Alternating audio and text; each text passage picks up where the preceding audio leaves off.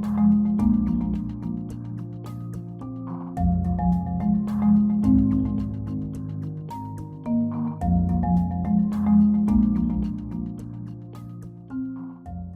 हम बात कर रहे थे बच्चों force on current carrying conductor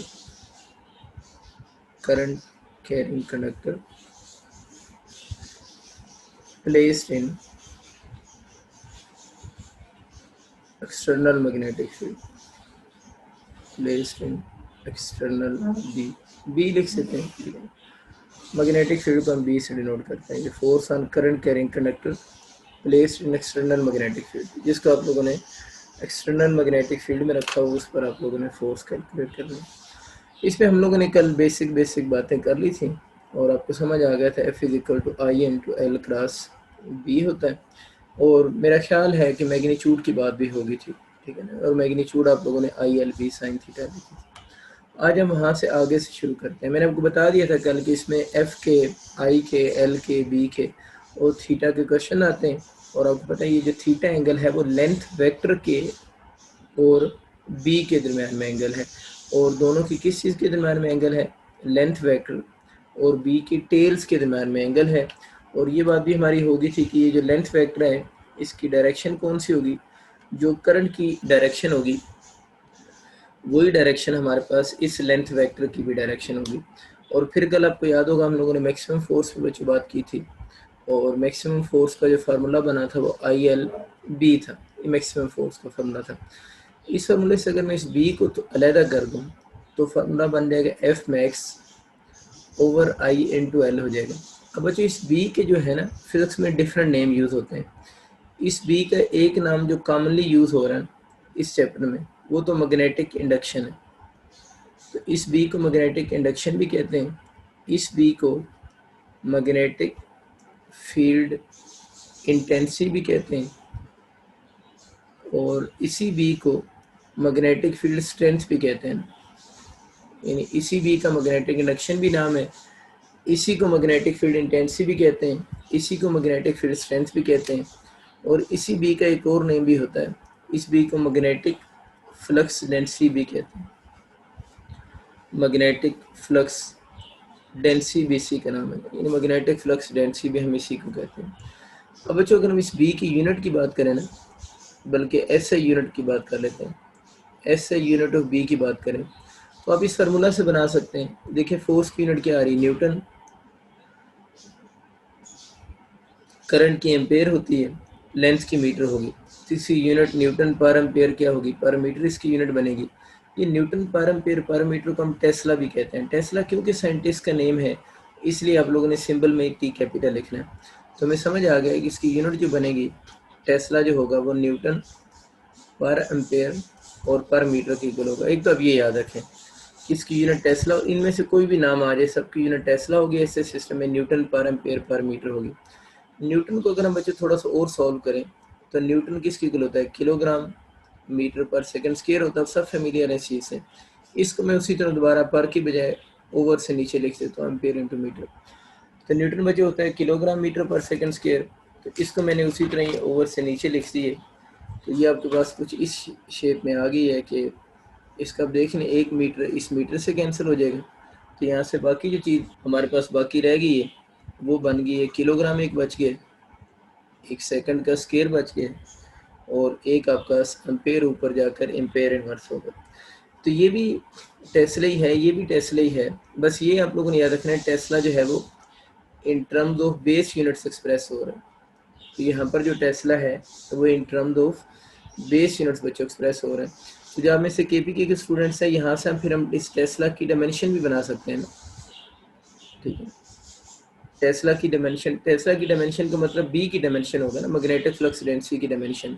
तो हम डायमेंशन बना सकते हैं। पंजाब में तो आपकी डायमेंशन इंक्लूड नहीं है, केपी के बारे देख लें।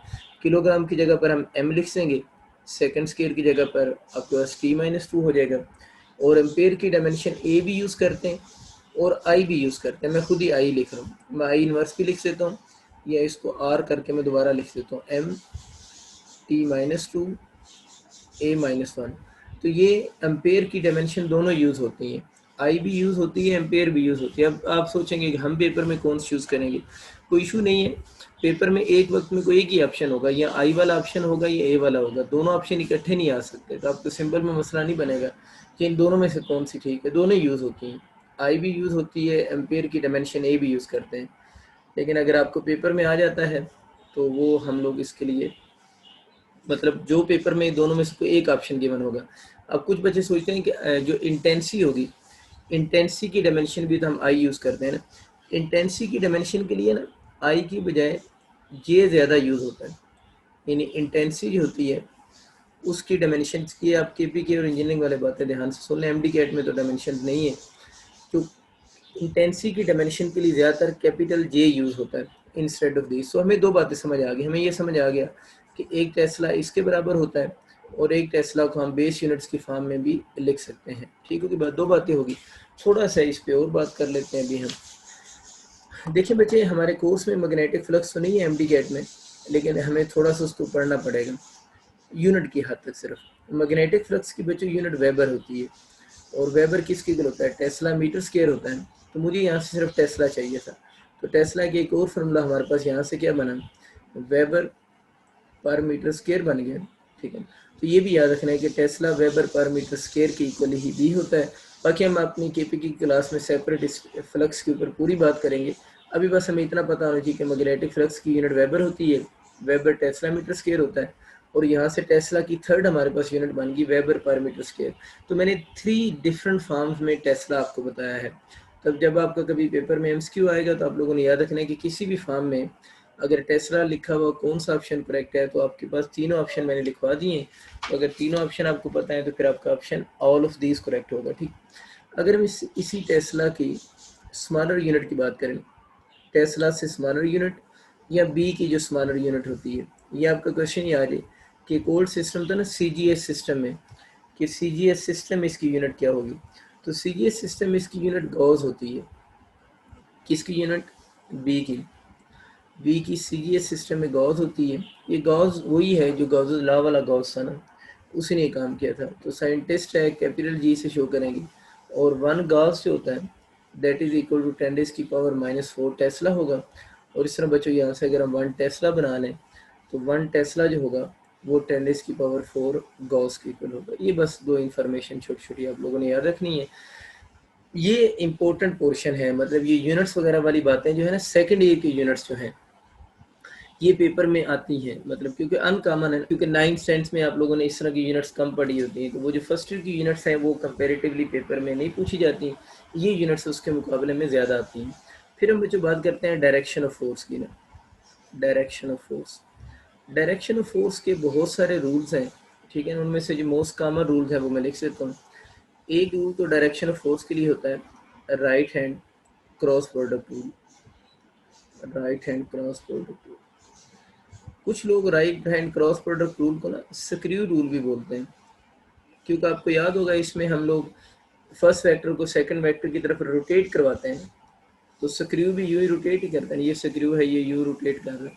ठीक है, इसी वजह से इसको स्क्रू रूल भी कहते हैं। हमारे यहाँ तो नहीं कहते, इंडियन वैसे अक्सर टीचर इसको स्क्रू रूल पढ़ा रहे होते हैं। वैसे मैंने अपनी किसी बुक में नहीं पढ़ा स्क्रू रूल वर्ड। वैसे याद रखना कि right and cross product rule is also called screw, क्यों कहते हैं कि उसमें हम रोटेट करवाते हैं ना। अच्छा, एक और रूल होता है जो हमारी बुक में ज़्यादा पढ़ाया जाता है, वो है Fleming left hand rule, Fleming left hand rule. ठीक है, लेफ्ट हैंड रूल। एक फ्लेमिंग राइट हैंड रूल भी होता है। अभी हम डायरेक्शन ऑफ फोर्स के लिए याद रखना है Fleming left hand rule use होता है। इससे नेक्स्ट चैप्टर में आपको पढ़ाऊंगा फ्लेमिंग राइट हैंड रूल किस काम के लिए यूज़ होता है। वो तो खैर केपीके की बुक में भी है ना फ्लेमिंग राइट हैंड रूल, लेकिन फोर्स की डायरेक्शन के लिए कौन सी फोर्स की बात हो रही बोला, मैग्नेटिक फोर्स में। तो मैग्नेटिक फोर्स के लिए आप लोगों ने Fleming left hand rule use करना है, राइट हैंड रूल इस काम के लिए यूज़ नहीं होता। ठीक है, इसमें एक और रूल होता है, उसे हम बोल रहे होते हैं right hand palm rule, right hand palm rule.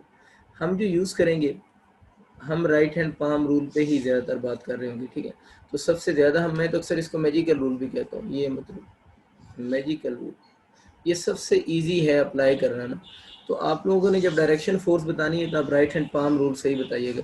Right hand palm rule में होता है कि सपोज करें ये आपका प्यारा सा हाथ है, ये आपका थंब है और ये आपकी पाम है। तो इसमें ये जो फिंगर्स होती है ना, राइट हैंड पाम रूल पढ़ा रहा हूँ। इसमें फिंगर शो करती हैं मैग्नेटिक फील्ड की डायरेक्शन।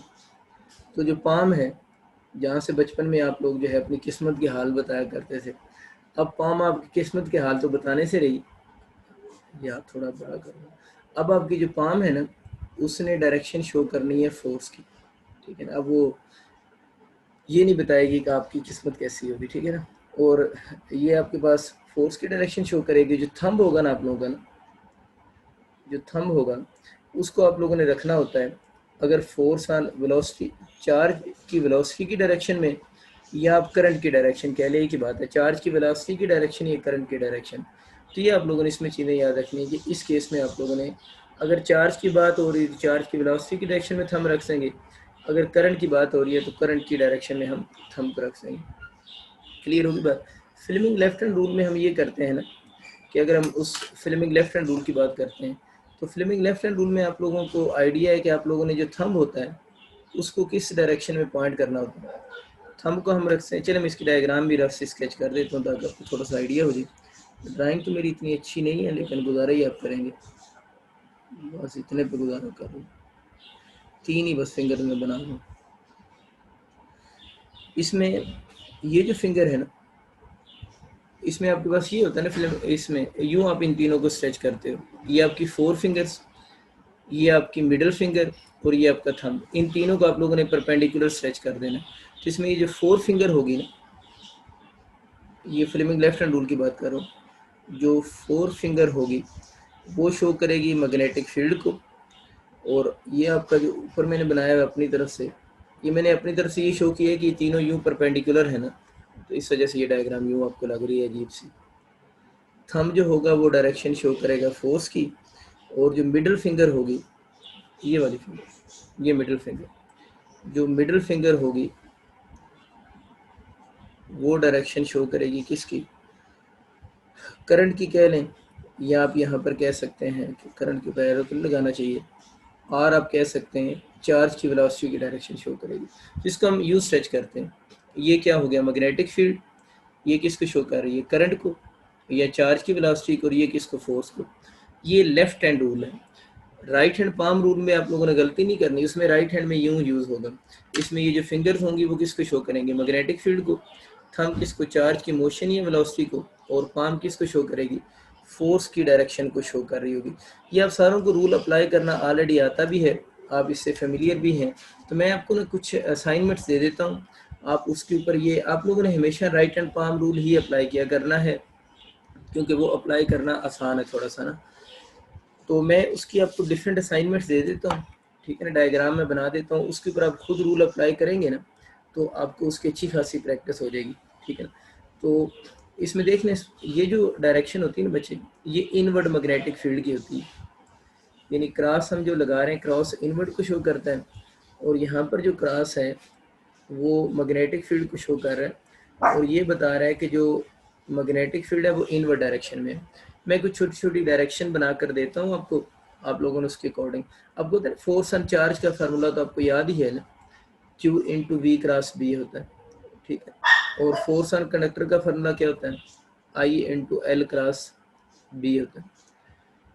तो फोर्स ऑन कंडक्टर निकालने के लिए आप लोगों ने लेंस की कौन सी डायरेक्शन होती है, करंट की डायरेक्शन में रखनी होते हैं फिंगर्स, आप लोगों ने यूँ करना होता है ना एडजस्टमेंट। ये आपका मैग्नेटिक फील्ड, ये थंब जो होगा वो आप लोगों ने इस और चार्ज पर निकालते हुए चार्ज की वेलोसिटी की डायरेक्शन में आप लोग थंब को रखेंगे, वही मैंने पहले लिखा है। लेकिन ये चीज़ें याद रखें, ये जो जितने भी रूल्स हैं वो रूल होते हैं फोर्स ऑन पॉजिटिव चार्ज के लिए, यानी रूल होते हैं फोर्स ऑन पॉजिटिव चार्ज के लिए। अगर आप करंट की बात कर रहे हैं तो करंट आप यूँ समझ कि सारे रूल्स होते हैं कन्वेंशनल करंट की डायरेक्शन के लिए, यानी अगर आप चार्ज की बात कर रहे हैं तो पॉजिटिव चार्ज की डायरेक्शन में आप लोगों ने थंब को रखना है, पॉजिटिव चार्ज की तरफ मूव कर रहा है, यानी फोर्स ऑन पॉजिटिव चार्ज बताएंगे। और करंट जो होगा फिर आप लोगों ने करंट की डायरेक्शन कौन सी लेनी, कन्वेंशनल करंट की डायरेक्शन लेनी। कन्वेंशनल करंट होता है due to motion of positive charge carrier. अगर आप लोगों ने अब इलेक्ट्रॉनिक करंट आ जाए या नेगेटिव चार्ज पर फोर्स बतानी हो तो अब अपने रूल के अकॉर्डिंग जो निकालेंगे वो पॉजिटिव या कन्वेंशनल करंट पे ही निकालेंगे। अब आप अपनी फोर्स की डायरेक्शन जो निकली है ना उसको रिवर्स कर दें, यानी जो डायरेक्शन कैलकुलेट हुई है उस डायरेक्शन को आप रिवर्स कर दें, तो वो डायरेक्शन आपका बन जाएगी फोर्स ऑन चार्ज या force on conductor of negative charge या इलेक्ट्रॉनिक करंट के लिए डायरेक्शन आ जाएगी। स्टार्ट करते हैं, थोड़ा सा मैं आपको आइडिया देता हूँ, बाकी आप लोगों खुद प्रैक्टिस करेंगे आपको अच्छी समझ आएगी। सपोज करें ये कोई चार्ज है, ये मैग्नेटिक फील्ड में इस डायरेक्शन में मूव कर रहा है, तो आपसे ये पूछ रहा है इस पर लगने वाली फोर्स की डायरेक्शन क्या होगी। तो आप रूल अप्लाई करोगे ना, ये फिंगर्स किस डायरेक्शन में, मैग्नेटिक फील्ड की डायरेक्शन में, ठीक है ना। असल में इस कैम पे आपको ये बात बहुत अच्छी समझ नहीं आएगी, मैं जैसे आपको आइडिया दे सकता हूँ क्योंकि फिर में आप लोगों ने पढ़ा हुआ है। आप लोगों ने थंब को रखना है मैग्नेटिक फील्ड की डायरेक्शन में, वो इनवर्ट चला गया, सॉरी फिंगर्स को रखेंगे, ये जो फिंगर्स हैं, ये फिंगर जो सारी हैं इसको मैग्नेटिक फील्ड की डायरेक्शन में, थंब आपका किस डायरेक्शन में होगा, चार्ज की वेलोसिटी की डायरेक्शन में, fingers magnetic field, thumb charge की वेलोसिटी। ये जो पाम होगी ना, जिस तरफ आपकी पाम आ रही होगी वो डायरेक्शन होगी फोर्स की। देखिए मैग्नेटिक फील्ड इनवर्ट, इनवर्ट ये वेलोसिटी और पाम इस तरफ जा रही है, इसका मतलब है कि इस चार्ज पार्टिकल पर लगने वाली फोर्स की डायरेक्शन अपवर्ड होगी। अब मैं यही आपसे बच्चों कह रहा था कि अगर सपोज कर लें ये पॉजिटिव चार्ज ना होता और विद वेलोसिटी वी इस तरफ मूव कर रहा होता, तो हम इस पर भी उसी तरह फोर्स निकालते हैं, हम इसको पॉजिटिव ही समझते हैं। इनवर्ट ये पॉजिटिव पर फोर्स अपवर्ड लग रही है, यानी पॉजिटिव पर फोर्स अपवर्ड लग रही है, लेकिन हमें पता चला ये नेगेटिव है, तो हम पॉजिटिव वाली जो फोर्स है उसके रिवर्स नेगेटिव चार्ज पर फोर्स कर देंगे। यानी पॉजिटिव चार्ज पर यूं ही समझ लें फोर्स निकाल लेंगे और उस फोर्स की डायरेक्शन को रिवर्स करके फिर किस पर, नेगेटिव चार्ज पर हमारी फोर्स की डायरेक्शन आ जाएगी। तो आपको समझ आ गया कि नेगेटिव चार्ज पर जब हम फोर्स कैलकुलेट करेंगे तो पॉजिटिव चार्ज पर कैलकुलेट करके उसकी डायरेक्शन को रिवर्स कर देंगे तो नेगेटिव चार्ज पर बन जाएगी। अब बच्चों मैं कुछ असाइनमेंट्स नीचे दे देता हूँ, आप इसको खुद अप्लाई करेंगे तो आपको इंशाल्लाह अच्छा आइडिया हो जाएगा, ठीक है। ये आपको पता है ना, डॉट के जो साइन होते हैं ना, डॉट के साइन शो करते हैं किसी को, आउटवर्ड मैग्नेटिक फील्ड को ना। इस केस में जो बी है वो किधर है, आउटवर्ड है।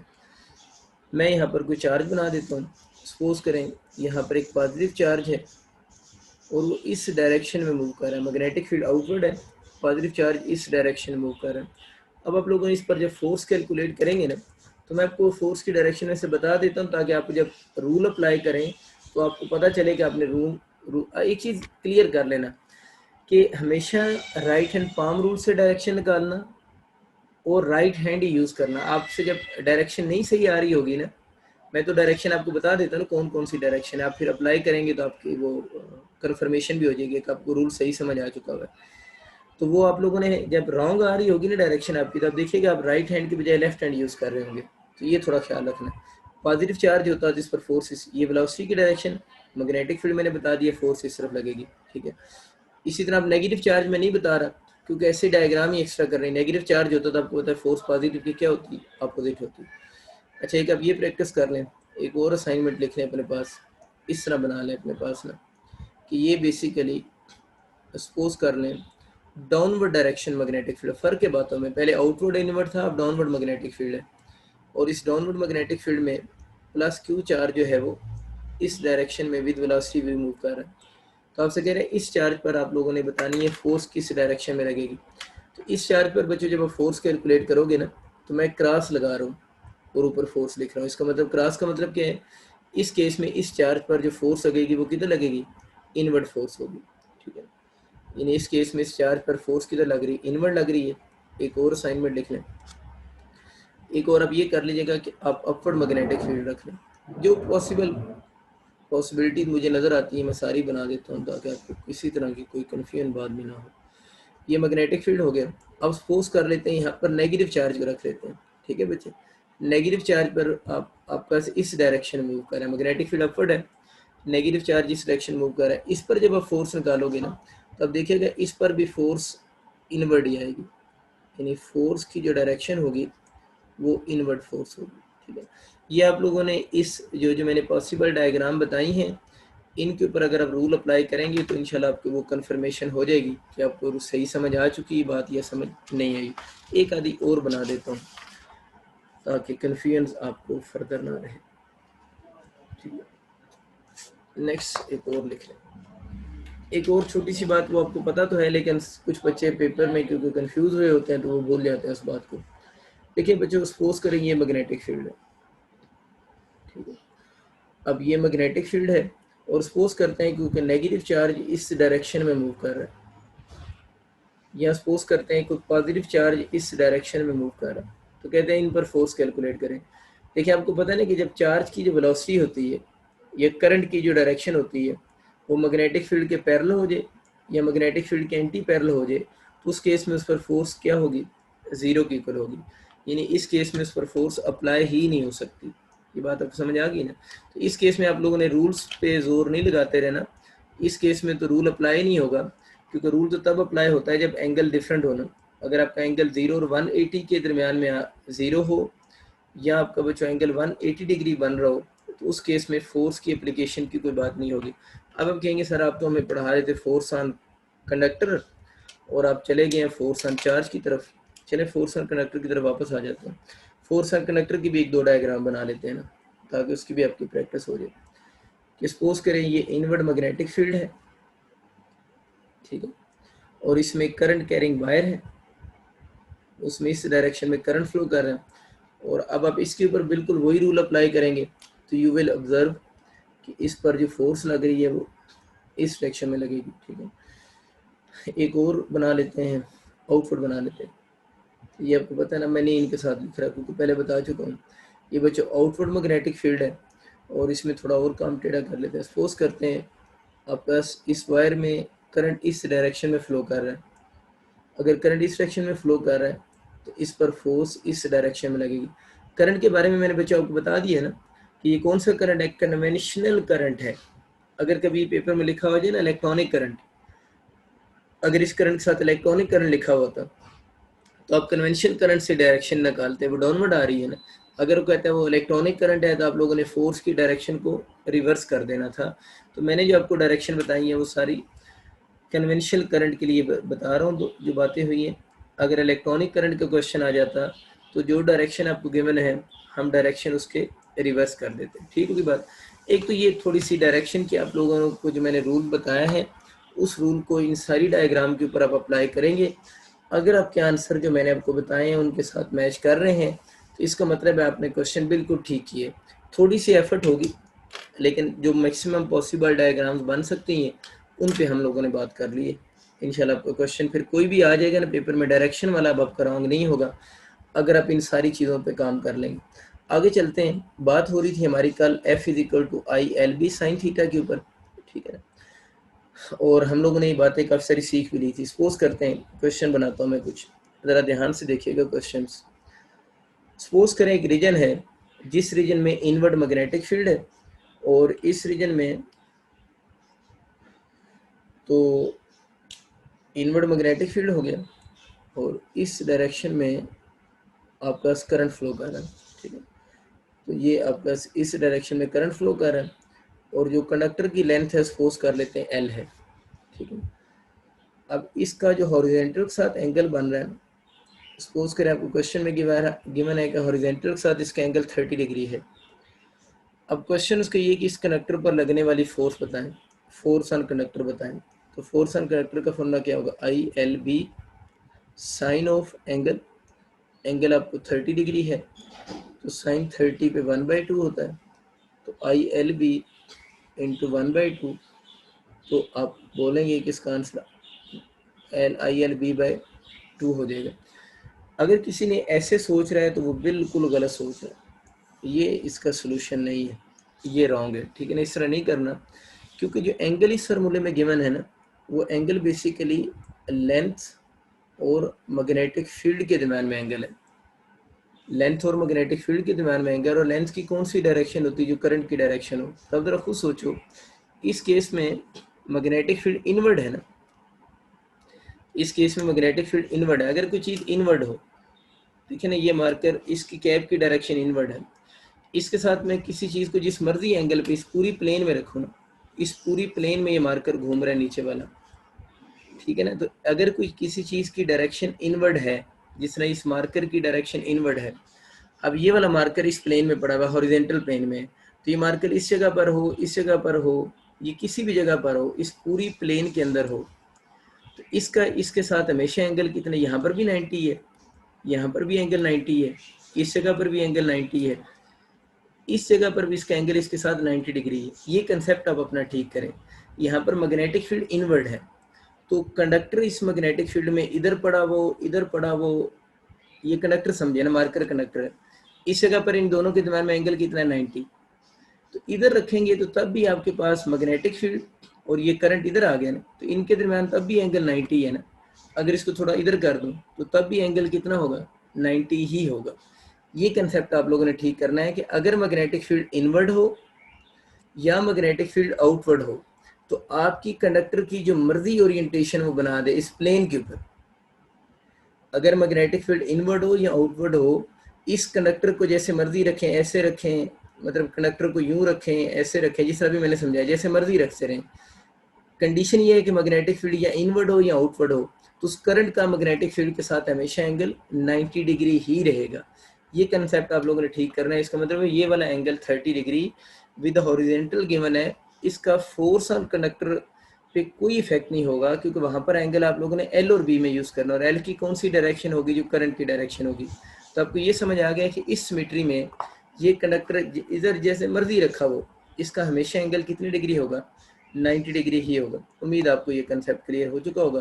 तो I L B sine of 90, sine 90 पे 1 होता है। तो इस केस के अंदर इस पर जो फोर्स लग रही है उस फोर्स का फॉर्मूला आई एल बी होगा। तो ये आपको क्लियर हो गया कि अब बाकी आगे फर्दर बातें हैं ना, वो मैं नहीं सॉल्व कर, आपको आई एल और बी के अगर सपोज करें वैल्यूज गिवन है तो आप फोर्स की एग्जैक्ट वैल्यू भी बता सकते हैं। लेकिन जब इस तरह के क्वेश्चन आते हैं तो उसको वैल्यू से इतना कंसर्न नहीं होता, उसको ज़्यादा जो कंसर्न होता है वो एंगल के साथ होता है कि बच्चों को एंगल वाला कंसेप्ट सही पता है या एंगल वाला सही कंसेप्ट नहीं पता। तो किसी भी एंगल पे अगर वो कंडक्टरों को रख दे तो आप लोगों ने याद रखना है कि उस केस में इस पर फोर्स जीरो ही, sorry force I L B की इक्वल होगी, एंगल 90 डिग्री ही बनेगा। मैं थोड़ी सी ना इस चीज़ को आपको समझाता हूँ। बहुत सारे बच्चों को ना ये लेंथ वेक्टर का कंसेप्ट समझ नहीं आता ना कि लेंथ वेक्टर का कंसेप्ट क्या है। इस पे क्वेश्चन बनाता हूँ ताकि आपको इस लेंथ वेक्टर का कंसेप्ट सही समझ आ जाए कि लेंथ वेक्टर किसे कहते हैं। अच्छा जी, ये वही इनवर्ड मैग्नेटिक फील्ड, मैं ज़्यादातर इनवर्ड ही बनाता हूँ क्योंकि क्वेश्चन आते ही जाते हैं इनवर्ड के। सपोज करें आपके पास एक सवाल लिख लें, बिल्कुल आप लिख लें find the net force on wire A B in shape of semicircle.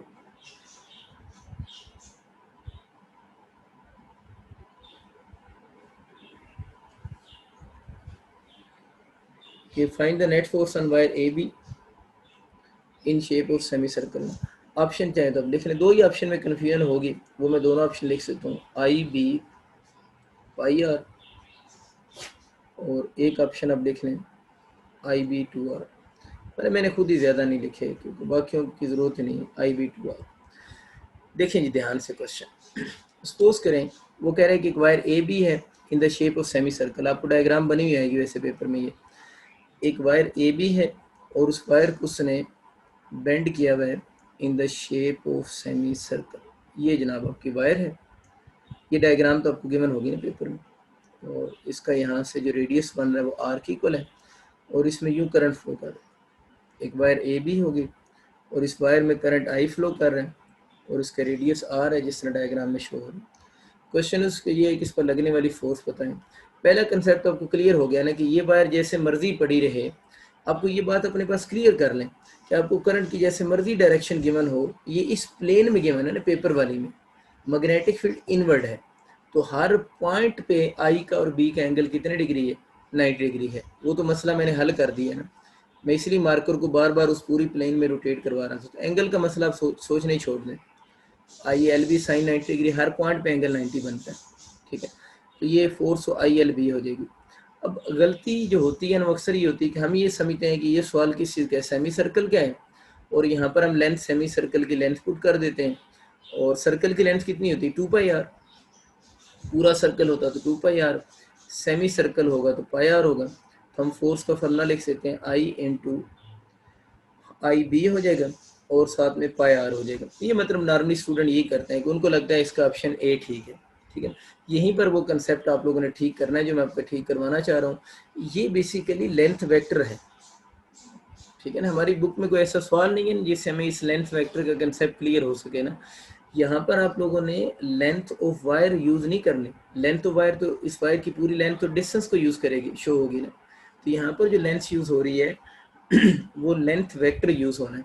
अब लेंथ वेक्टर का कंसेप्ट समझें। ये यहाँ से वायर शुरू होकर यहाँ पर जा रही है ना, आपको ओवरऑल पता चल गया कि करंट की direction overall towards right side है। कंसेप्ट अपना ठीक कीजिएगा।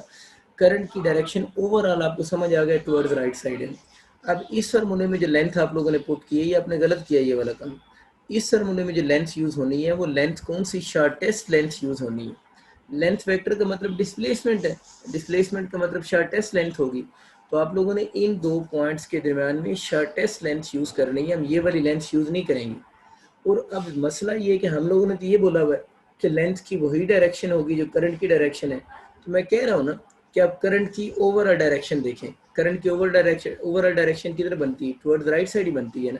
तो आपकी जो फार्मूले में लेंथ यूज़ होगी वो बच्चों ये वाली लेंथ यूज़ होगी।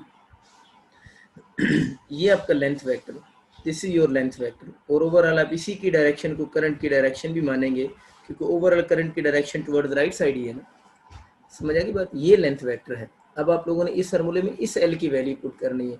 इस लेंथ को हम फार्मूले में यूज़ नहीं करेंगे क्योंकि ये वेक्टर का सवाल मैं आपको करवा रहा हूँ, ठीक है। तो अब मुझे बताओ कि यहाँ से यहाँ तक लेंथ कितनी बनेगी। इसका रेडियस आर है, तो इधर भी डिस्टेंस कितना होगा, आर। तो लेंथ इस फार्मूले में यूज़ होगी, वो लेंथ कितनी होगी, 2r यूज़ होगी। तो जो फार्मूला आपका बनेगा वो आई इंटू एल की जगह पर हो जाएगा 2r इंटू बी। तो इसका फंडा बच्चों बन जाएगा आई बी 2r। जैसे मर्जी अरेंज कर लें, वो फ़र्क तो नहीं पड़ता। तो उम्मीद आपको थोड़ा सा लेंथ वाला कंसेप्ट क्लियर हो चुका होगा कि इसमें लेंथ वेक्टर जो है वो कौन सी लेंथ यूज़ होती है। वो आप लोगों ने दो पॉइंट्स के दरम्यान में शॉर्टेस्ट लेंथ यूज़ करनी होती है, वो वाली लेंथ यूज़ होती है यहाँ पर, ठीक होगी बात। अच्छा ठीक है, एक थोड़ा सा मुश्किल क्वेश्चन करवाता हूँ। मुश्किल तो नहीं है, बस थोड़ी सी लंबी चौड़ी कैलकुलेशन है उसमें, लेकिन हम कोशिश करते हैं इसको जल्दी से वाइंड अप करने की। अच्छा सवाल है, कर लेते हैं, ठीक है। ये सपोज करें आपके पास कोई रीजन है जिस रीजन में इनवर्ड मैग्नेटिक फील्ड है, और इस रीजन के अंदर जनाब आपके पास एक वायर पड़ी हुई है, यूं वायर रखी है, ठीक है। एक वायर आप यूं रखते हैं, ठीक है। ये आपके पास दो वायर्स पड़ी हैं, ये जुड़ी हैं आपस में, इकट्ठी हैं, जुड़ी हैं वायर्स। थोड़ा वायर को बड़ा होगा, ठीक हो गया बच्चों। ये दो वायर्स होंगे, ठीक है। ये दो वायर्स, दोनों वायर्स की हम लेंथ को सेम ही मान लेते हैं। ये थोड़ी छोटी मुझे लग रही है। दोनों वायर की लेंथ को सपोज सेम ही कर लेते हैं। इस वायर की लेंथ है, इस वायर की लेंथ, इस वायर में यहाँ से करंट आई पास कर रहा है और इस तरफ करंट आई जा रहा है। इस वायर में करंट आई गुजर रहा है और इस वायर में करंट, वायर सेम है तो करंट सेम गुजरा होगा। इस वायर का ये जो हॉरिजॉन्टल के साथ एंगल गिवन है ना, हॉरिजॉन्टल के साथ एंगल गिवन है, इधर भी 30 डिग्री है। सेंटर से बेंड किया है तो इस तरफ भी कितना है, 30 डिग्री। 30 डिग्री उसका एंगल विद हॉरिजॉन्टल बन रहा है। सवाल उसका ये कि find the net force on wire A B. इस ए बी वायर पर ए ये पॉइंट कर लें, बी ये पॉइंट कर लें। तो क्वेश्चन इसका ये कि find the net force on wire A B, के नेट फोर्स बताएं ऑन वायर ए बी। चाहे तो मैं ऑप्शन भी लिख सकता हूँ, ऑप्शन लिख लें तो अपने पास, चले लिख लें आप लोग ऑप्शन। ऑप्शन इसके ये वाले बनेंगे आई बी एल बाई 2, या 2 IBL, या IBL होगा, या आप कर सकते हैं कि 4 IBL। इस तरह किसके ऑप्शन होंगे, ठीक है। अब ये थोड़ा सा मुश्किल क्वेश्चन है, आप लोगों ने बहुत जल्दी से समझना है। आप लोगों ने सबसे पहले ये काम करना है कि इस, अब दो वायर्स हैं, इन दो वायर्स पर लगने वाली फोर्स की डायरेक्शन बतानी है। अगर इसके ऊपर मैं right hand palm rule apply करूँ तो magnetic field inward, fingers inward जाएंगी। तो हम करंट की डायरेक्शन में फोर्स इस तरफ आ रही है, तो इसका मतलब है कि इस साइड पर जो फोर्स लगेगी ना, इस साइड पर जो फोर्स लगेगी उसकी ये डायरेक्शन होगी। और ये तो आपको पता है ना, ये जो फोर्स होगी उसका लेंथ वेक्टर के साथ एंगल 90 डिग्री होगा। फोर्स इस तरफ लगेगी ना, उस फोर्स का इस लेंथ वेक्टर के साथ एंगल 90 होगा। इस साइड पर अगर हम फोर्स निकालें, यू मैग्नेटिक फील्ड इनवर्ट, ये करंट, तो फोर्स इस तरफ लगेगी। और वो फोर्स भी आप इस तरह बनाइएगा कि उस फोर्स इधर बना लें, इधर बना लें, इससे कोई फर्क नहीं पड़ता। कोई बच्चे सोचते हैं सर इधर बनाऊं इधर बनाऊं, जब मर्जी बना लो, ठीक है। तो ये फोर्स की डायरेक्शन ये होगी, ठीक है। तो फोर्स आपका इस डायरेक्शन में लग रही है, ये इसके साथ एंगल 90 डिग्री बना रही है। ये तो आपको मसला हल हो गया ना। इसमें करंट आई है, मैग्नेटिक फील्ड पी है, एंगल इस केस में भी इसका भी 90 डिग्री है, इसका भी 90 डिग्री है। तो इस फोर्स की मैग्नीट्यूड भी कितनी बन रही है, आई एल बी बन रही है। मैं नहीं कैलकुलेट कर रहा क्योंकि ये बात तो पुरानी होगी ना। इस फोर्स की मैग्नीट्यूड भी आई एल बी है। मतलब कहने की ये है कि इन दोनों फोर्सेस की मैग्नीट्यूड तो सेम है। दोबारा बता रहा हूँ, एंगल जो यूज़ हो रहा है वो एल और बी में यूज़ हो रहा है ना। बी इनवर्ड है, एल एस जैसे मर्जी वायर को रखे, एंगल तो 90 डिग्री है। तो I L B sine 90, sine 90 पे 1, ये भी आई एल बी फोर्स, ये भी आई एल बी फोर्स। सवाल उसका ये है कि इस वायर पर लगने वाली नेट फोर्स बताएं। मसला ये खड़ा हो गया है कि इस वायर पर तो दो फोर्सेस लग रही हैं और दोनों फोर्सेस जो हैं वो डिफरेंट डायरेक्शन में, एक की ये डायरेक्शन है, एक की ये डायरेक्शन है। इस तरह हम इतना इजीली इस केस में नेट फोर्स नहीं बता सकते। अगर दोनों फोर्सेस की डायरेक्शन सेम होती तो नेट फोर्स हम 2IL भी कर देते। दोनों फोर्सेस की डायरेक्शन अपोजिट होती है, अगर दोनों फोर्सेस की डायरेक्शन अपोजिट होती तो फिर भी हम इसका को हल कर लेते। लेकिन इस केस में ना फोर्सेस की डायरेक्शन अपोजिट है, ना फोर्सेस की डायरेक्शन सेम है। तो इसमें अब आप क्या करेंगे, इसको ज़रा आप ध्यान से सुनिएगा। देखिए, मैं आपकी आसानी के लिए डायग्राम दोबारा बना रहा हूँ। अब डायग्राम को यूँ समझिए कि ये सपोज करें वो हॉरिजॉन्टल लाइन थी जो सबसे पहले मैंने लगाई थी ना। अब इसको ऊपर में यहाँ पर चलें, आप इन दो फोर्सेस की ना टेल को यूँ समझे हम ज्वाइन कर रहे हैं। एक सेकंड देखिएगा, इस फोर्स की टेल को भी पीछे ले आए अपने माइंड में ना, इस फोर्स की भी टेल को यूँ पीछे ले आए। तो इस जगह पर आकर दोनों फोर्सेस ज्वाइन तो कर जाएंगी ना, यानी दोनों फोर्सेस किसी एक पॉइंट पे आपस में ज्वाइन कर जाएंगी। तो सपोज करते हैं कि ये मैं इस पॉइंट पे दोनों फोर्सेस को ज्वाइन कर देता हूँ। अगर इस पॉइंट पे ज्वाइन हो रही हैं, एक फोर्स इस तरफ होगी और एक फोर्स बचो इस तरफ होगी, ठीक है। ये फोर्स की मैग्नीट्यूड हमें पता है, एफ एफ दोनों की, इसलिए लिख रहा हूँ दोनों की मैग्नीट्यूड सेम है। तो मैंने दोनों फोर्सेस की टेल को आपस में ज्वाइन कर दिया। अब मसला ये कि ये वाले एंगल कितने हैं, इन एंगल का इशू है ना कि ये एंगल कितना बनता है फोर्स का इस हॉरिजॉन्टल लाइन के साथ एंगल कितना। दोबारा समझिए जिनको कन्फ्यूजन हो रही, मैंने इसको इधर ज्वाइन किया है ना, तो इस जगह पर ज्वाइन हो गए। आपको ये वाला एंगल चाहिए जो फोर्स का विद हॉरिजॉन्टल है। इधर देखें, जिनको कन्फ्यूजन हो इधर आ जाए, जल्दी से इधर आए। इधर सोचो, मैं इधर लाइन लगा रहा हूँ, इस जगह पर मैंने लाइन लगा दी। हमें फोर्स का ये वाला एंगल चाहिए। इधर ये जो शो हो रहा है ना, असल में ये वाला एंगल है। तो मुझे फोर्स का ये वाला एंगल चाहिए कि फोर्स का ये वाला एंगल कितना बनता है। मुझे ये तो पता है वैसे 30 डिग्री है ना, 30, ये तो सवाल में गिवन था। जरा गौर करें, इधर में आया, मैं इधर गया, मैं इधर गया, ये तो Z बन गया, ये तो Z बन गया ना Z, ये नहीं बन गया, ये Z बन रहा है। Z की इस तरफ एंगल कितना 30 है, तो ये वाला एंगल जो होगा, ये नीचे वाला Z नीचे बनता है, ये 30, तो इसके नीचे वाला 30 डिग्री है। समझ आ रही बात ना, ये Z बन रहा है ना, इस तरफ 30 बन रहा है, ये 30, तो ये वाला एंगल 30 है। अब आपको मैं बार बार बता रहा था कि ये जो कंडक्टर है, ये जो फोर्स की डायरेक्शन है, फोर्स का कंडक्टर के साथ एंगल तो 90 है ना। दोबारा देखो जिनको नहीं समझ आई, ये Z बना, Z कैसे बना है, आप लोगों ने फोर्स के साथ जो हॉरिजॉन्टल लाइन ड्रॉ की है, तो ये Z बना, ये 30, तो नीचे वाला 30, हमें ऊपर वाला एंगल चाहिए फोर्स का विद हॉरिजॉन्टल। तो बता रहा हूँ, ये फोर्स का इस लाइन के साथ एंगल कितना 90 है ना टोटल, ये 30 है, टोटल 90 है, तो ऊपर वाला कितने डिग्री होगा, ये 60 डिग्री होगा। बस मिल गया आपको एंगल, ये एंगल आपका 60 डिग्री होगा। थोड़ी सी एफर्ट करनी है आप लोगों ने, आसान बात है, इतनी मुश्किल नहीं है। लेकिन अगर आप खुद मुश्किल ना बना दे, दोबारा नीचे आ जाए, नीचे आ जाए जल्दी से। देखो ये दोबारा एंगल 90 आपको नज़र आ रहा है जो उधर ख़त्म हो गया था। अब मैं इसकी भी हॉरिजॉन्टल लाइन ड्रॉ कर रहा हूँ, यूँ मैंने हॉरिजॉन्टल लाइन ड्रॉ की, समझ आएगी बात को। ये मैंने हॉरिजॉन्टल लाइन ड्रॉ कर दी। अब हमें ये तो पता है ना कि ये ऊपर भी 30 डिग्री था, तो इसका नीचे भी कितने डिग्री है, 30 डिग्री ही एंगल है। अगर ये 30 डिग्री एंगल है तो ये दोबारा Z, आप लोग इस केस में भी अपना Z बना लें, ठीक है। आप उसी तरह एग्जैक्ट उसको भी सॉल्व करेंगे जिस तरह वो 60 डिग्री आ गया एंगल, तो ये वाला एंगल भी कितनी डिग्री बनेगा, 60 डिग्री ही बनेगा। तो ये ऊपर वाला भी आपका 60 डिग्री बन रहा है, और जो नीचे एंगल है वो भी आप लोगों का कितने डिग्री बन रहा है, 60 डिग्री ही बन रहा है। तो आपको इसका ये वाला एंगल चाहिए, यानी ये फोर्स है ना, आपको ये वाला एंगल चाहिए, ये वाला एंगल इसका 60 डिग्री बनेगा।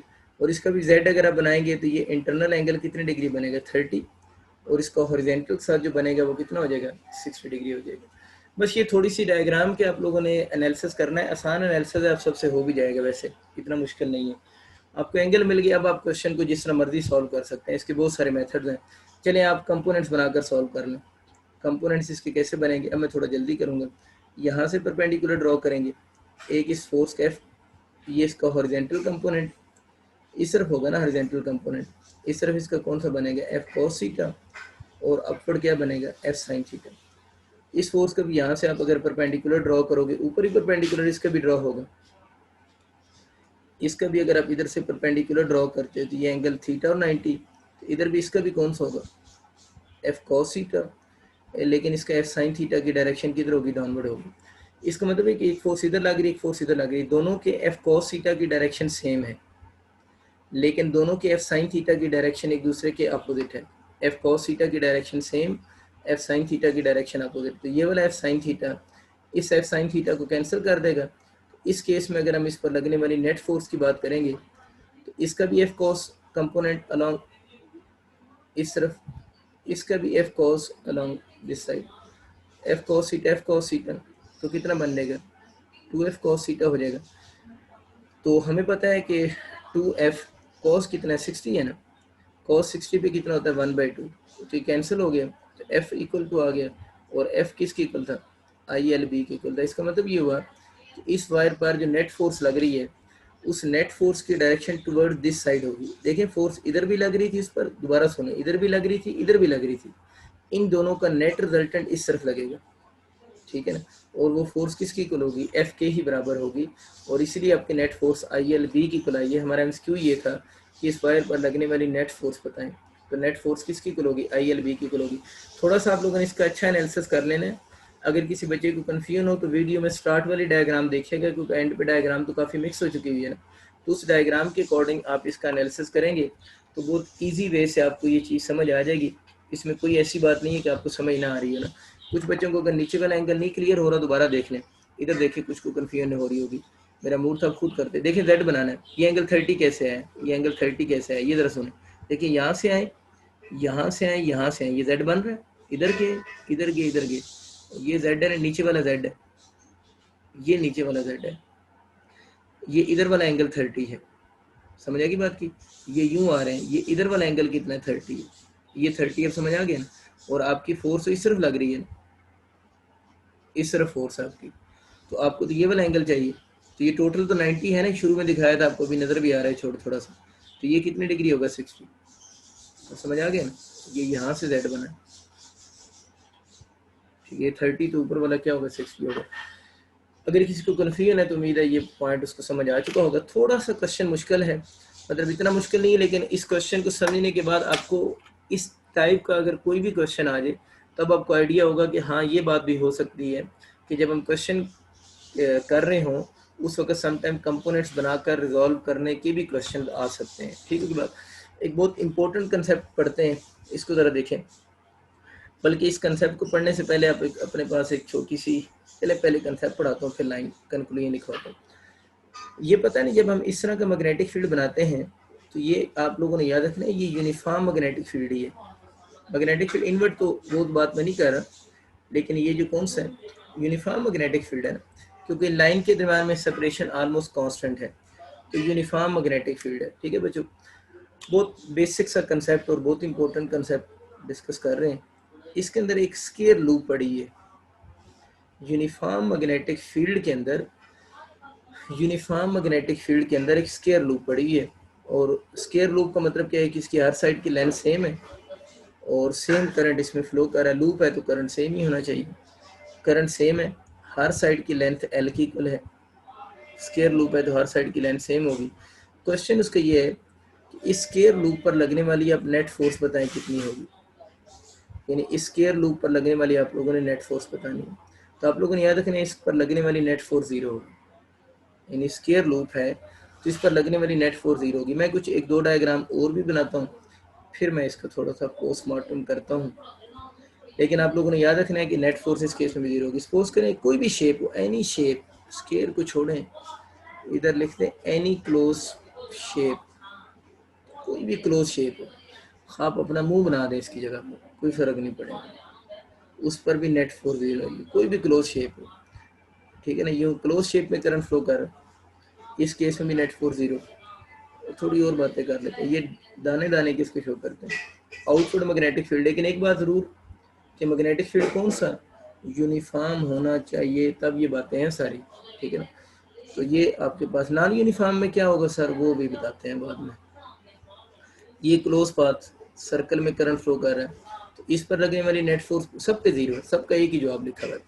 Any close shape net force zero होगी इन यूनिफॉर्म मैग्नेटिक फील्ड में। बल्कि अपने पास ये लाइन लिख लें कि फोर्स, ये लाइन नोट कर लें, force on the close loop is zero होगी इन यूनिफॉर्म, बी लिख तो समझ आ जाएगा कि लाइन अपने पास नोट कर लें। Force on the close loop is zero होगी इन यूनिफॉर्म मैग्नेटिक फील्ड। कोई भी क्लोज लूप इस तरह की बनी हुई आ जाए यूनिफॉर्म मैग्नेटिक फील्ड में, तो जरूरी नहीं inward and outward magnetic field, ये जरूरी नहीं है। आपको याद है शुरू में मैंने डायग्राम में मैग्नेटिक फील्ड यूं अपवर्ड भी लकीरें लगाई थी, डाउनवर्ड भी लगाई थी, वो शेप भी आ सकती हैं, ठीक है। जरूरी नहीं ये इनवर्ड एंड आउटवर्ड ही हो। क्लोज लूप में magnetic field, force on close loop in uniform magnetic field zero होगी। अब सर कैसे जीरो होगी, ये दो तरह से मैं आपको समझा सकता हूँ कैसे जीरो हुई है। पहली तो ये है कि आप मेरी बात मान जाएं कि जीरो है, मान जाएं तो फिर वैसे जीरो होगी। अच्छा, दूसरी जीरो इस वजह से होगी, है एंगल का मसला तो किसी को नहीं बन रहा, एंगल तो 90 है कि चेंज है, 90 है, ये प्लेन में है ना, और मैग्नेटिक फील्ड इनवर्ड या आउटवर्ड है, एंगल 90, एंगल का मसला वैसे ही हल हो गया। आई एल बी, एंगल तो 90 है, यहाँ पर लेंथ कौन सी है, कैपिटल एल लिखना था, फर्क नहीं पड़ता स्मॉल ले लो, ये लेंथ तो बच्चों वेक्टर है ना। याद है अभी थोड़ी देर पहले जो सवाल किया था मैंने बोला था लेंथ वेक्टर यूज करना है, तो क्लोज लूप में इस लेंथ वेक्टर डिस्प्लेसमेंट कितना होगा, जीरो होगा। अगर डिस्प्लेसमेंट जीरो होगा तो इस पर लगने वाली फोर्स भी क्या होगी, जीरो होगी ना। समझ आ गई बात कि कोई भी क्लोज लूप जो होगी इसमें लेंथ तो वेक्टर यूज होता है। अगर लेंथ वेक्टर है तो इस लेंथ वेक्टर अगर क्वांटिटी है तो इस केस में इस पर लगने वाली नेट डिस्प्लेसमेंट क्या हुआ, या नेट लेंथ वेक्टर कितना हुआ, मुझे कहना तो ये वर्ड चाहिए, नेट लेंथ वेक्टर कितना होगा। तो यहाँ से चलें यही वापस आ गए, नेट लेंथ वेक्टर कितना हो गया, लेंथ वेक्टर मीन डिस्प्लेसमेंट, वो जीरो हो गया, तो इस पर लगने वाली फोर्स की वैल्यू भी क्या होगी, जीरो होगी, एंड सो ऑन, सब में यही रीज़न है। एक और चीज़ ज़रा समझ लें, कुछ बच्चे जो थोड़ा बेहतर सोच रहे हैं, आंसर हो गया वैसे फिजिकली बता रहा हूँ।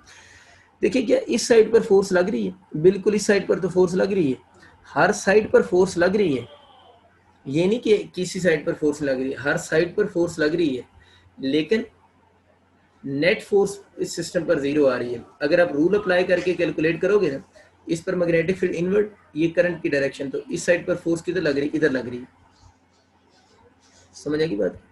इस साइड पर फोर्स किधर लग रही है, आप रूल अप्लाई करोगे, इस साइड पर फोर्स अपवर्ड लग रही है, इस साइड पर फोर्स इस तरफ लग रही है, इस साइड पर फोर्स इस तरफ लग रही है, तो हर इंडिविजुअल साइड पर फोर्स लग रही है। रूल से निकाल लोगे करंट डाउनवर्ड, इधर फोर्स डाउनवर्ड, रूल सिंपल सा रूल है बिल्कुल। असल में होगा क्या है, चारों साइड पर इंडिविजुअल फोर्स लग रही है, लेकिन ये चारों साइड की फोर्स एक दूसरे के इफेक्ट को क्या कर रही है, कैंसिल कर रही है, इसको कैंसिल कर रही है, इसको कैंसिल कर रही है, तो नेट फोर्स एक दूसरे को क्या कर रही है, कैंसिल कर रही है। हमारे कोर्स में नहीं है लेकिन वैसे बता रहा हूँ, अगर आपसे पूछे ना इस लूप के ऊपर, इस लूप के ऊपर, इस लूप के ऊपर क्या नेट टेंशन जीरो है, तो नेट फोर्स जीरो है, लेकिन इस लूप के ऊपर जो टेंशन होगी that is not equal to zero होगी। ये वैसे याद रख लेना कि अगर वो पूछे ना इस पर नेट फोर्स कितनी है इन सारे केसेस में, आपको समझ आया कि फोर्स हर इंडिविजुअल साइड पे लग रही होती है, लेकिन फोर्स का रिजल्टेंट जीरो आ जाता है क्योंकि फोर्सेस एक दूसरे के इफेक्ट को कैंसिल कर देती हैं। इसमें कुछ बच्चे समझते हैं शायद इक्विलेटरल ट्राइंगल होना ज़रूरी है, मैंने तो लिखा है एनी क्लोज शेप, कोई भी क्लोज शेप हो, फोर्सेस का वेक्टर सम हमेशा जीरो आ जाएगा, ठीक है। और वैसे बता रहा हूँ कि इन लूप्स में ज़ाहिर है इस पर ये स्ट्रेच हो रहा है, ये भी इस तरह स्ट्रेच होगा, ये भी यूँ स्ट्रेच होगा, तो इस पर नेट टेंशन जीरो नहीं होगी, लेकिन नेट फोर्स किसकी कुल आ जाएगी, जीरो हो जाएगी। टेंशन पे मैं अभी बात करना लंबी चौड़ी नहीं चाह रहा क्योंकि कोर्स का पार्ट भी नहीं है। वैसे अपने पास ये पॉइंट माइंड में रख लेना कि सर ने कोई टेंशन वाली बात की थी कभी, कि टेंशन ज़ीरो नहीं होगी, नेट फोर्स इस केस में क्या होगी, ज़ीरो होगी। थोड़ी सी मैंने अभी जो बातें की हैं वो नॉन यूनिफॉर्म मैग्नेटिक फील्ड की नहीं की, यूनिफॉर्म मैग्नेटिक फील्ड की हैं। एक आधा सवाल मैं आपको ना नॉन यूनिफॉर्म बी का भी करवा देता हूँ। Non uniform magnetic field, non uniform magnetic field का क्वेश्चन करवाने से पहले एक छोटा सा कंसेप्ट आपको समझाता हूँ।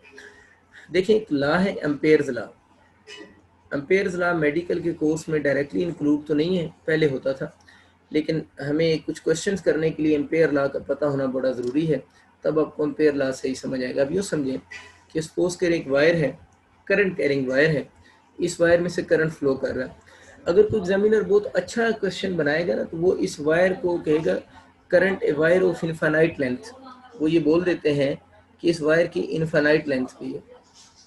ये एक कॉमन टर्म यूज होती है, तो हमें इसकी इनफाइनाइट लेंथ से कंसर्न नहीं होती, हम इसका एक स्मॉल पार्ट ही ले रहे होते हैं। आपको याद है जिस तरह वो बुक में एक टॉपिक नहीं है जिसमें एक शीट है, इनफाइनाइट शीट ऑफ चार्ज है, उसका ई कैलकुलेट किया था, तो हम लोगों ने उस शीट का स्मॉल पार्ट लिया था। तो इसमें समटाइम वो बोलता है कि एक वायर इनफाइनाइट लेंथ की वायर है जिसमें से करंट आई फ्लो कर रहा है, तो आप लोगों ने इनफाइनाइट लेंथ को माइंड में रख के फार्मूले में लेंथ की जगह इन्फिनिटी कभी भी ना पुट कर देना। समझ आ गई बात की ना, हम फार्मूले में लेंथ क्या लेंगे, उसका स्मॉल पार्ट ही वायर का यूज़ किया करेंगे, जिसकी लेंथ को हम लोग क्या लिया करेंगे, एल अज्यूम किया करेंगे। ये कंसेप्ट याद रखना है।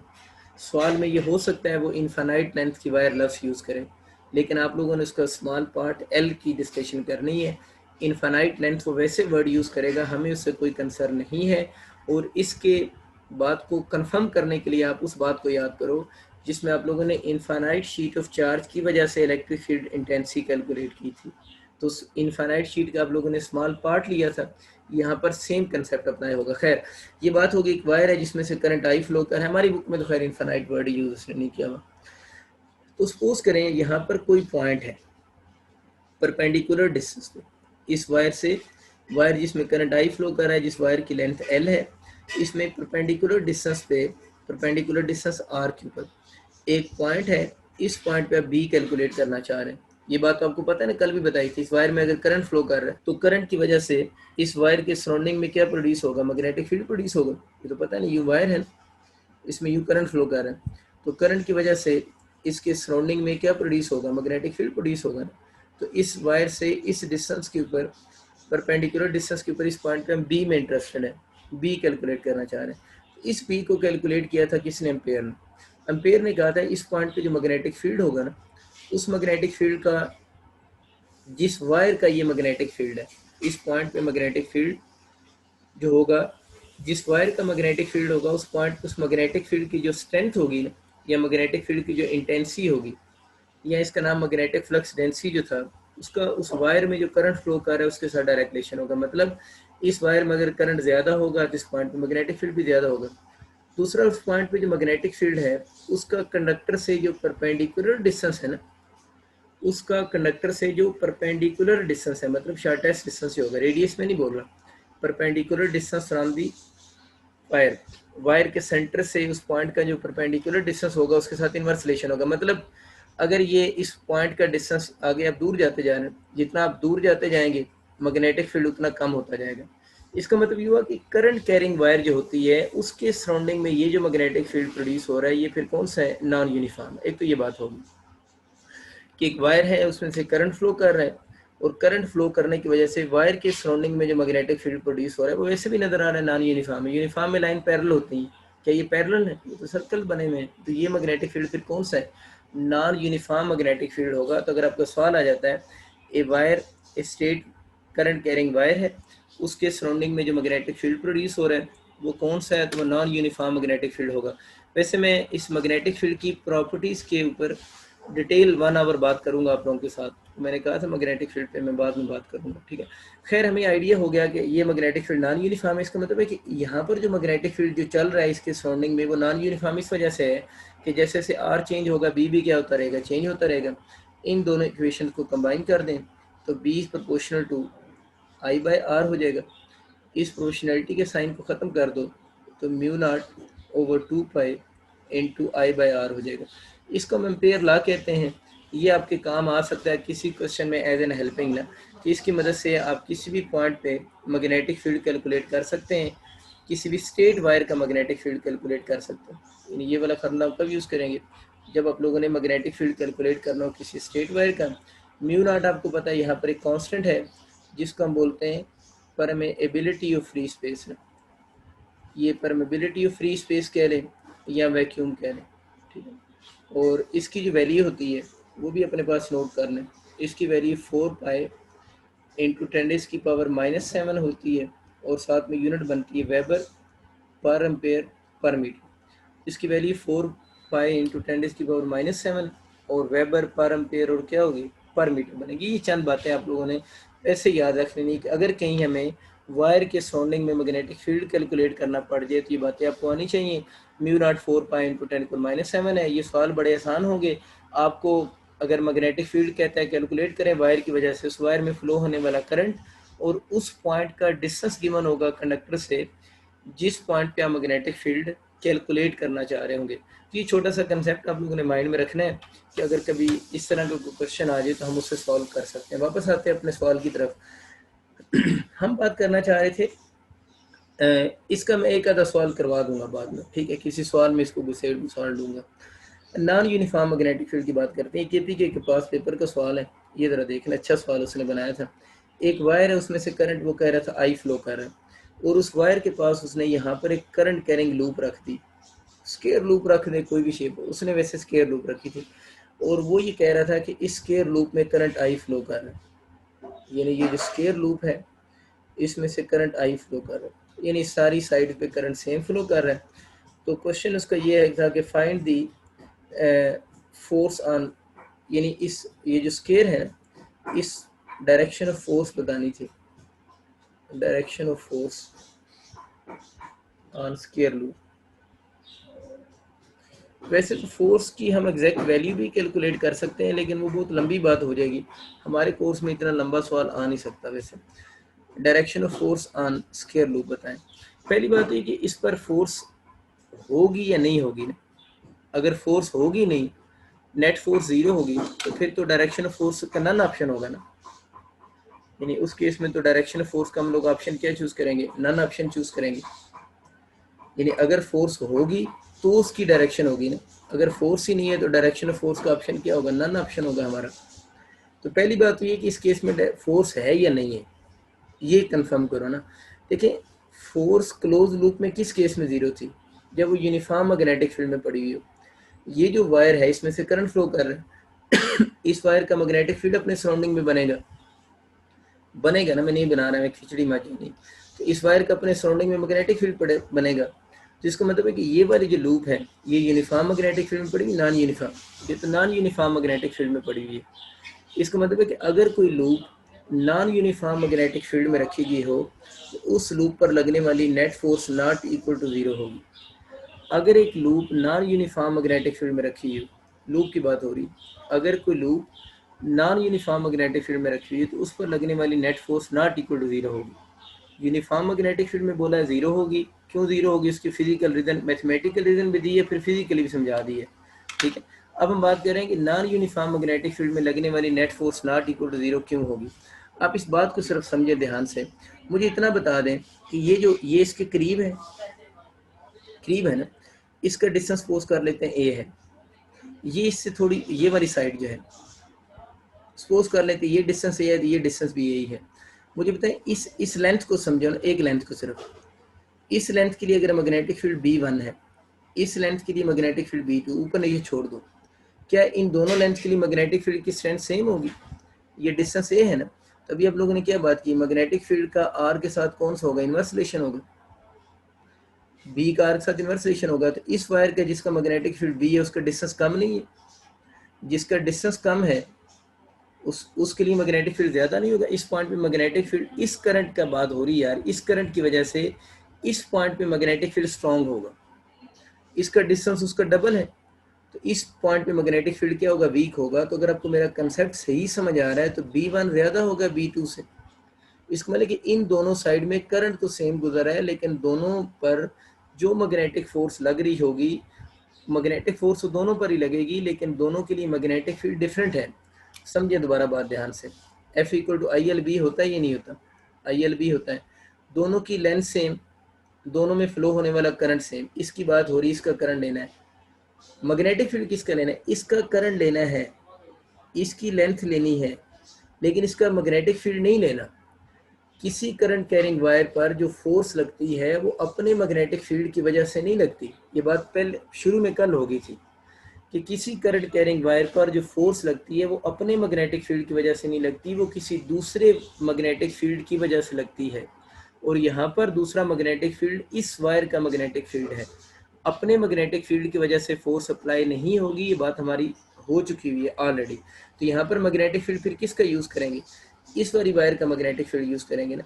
तो मुझे बताएं मैग्नेटिक फील्ड B1 स्ट्रॉन्ग है B2 से, तो इसका मतलब इस पर जो फोर्स लग रही है वो F1 होगी, F1 ज़्यादा होगी बच्चों की से F2 से।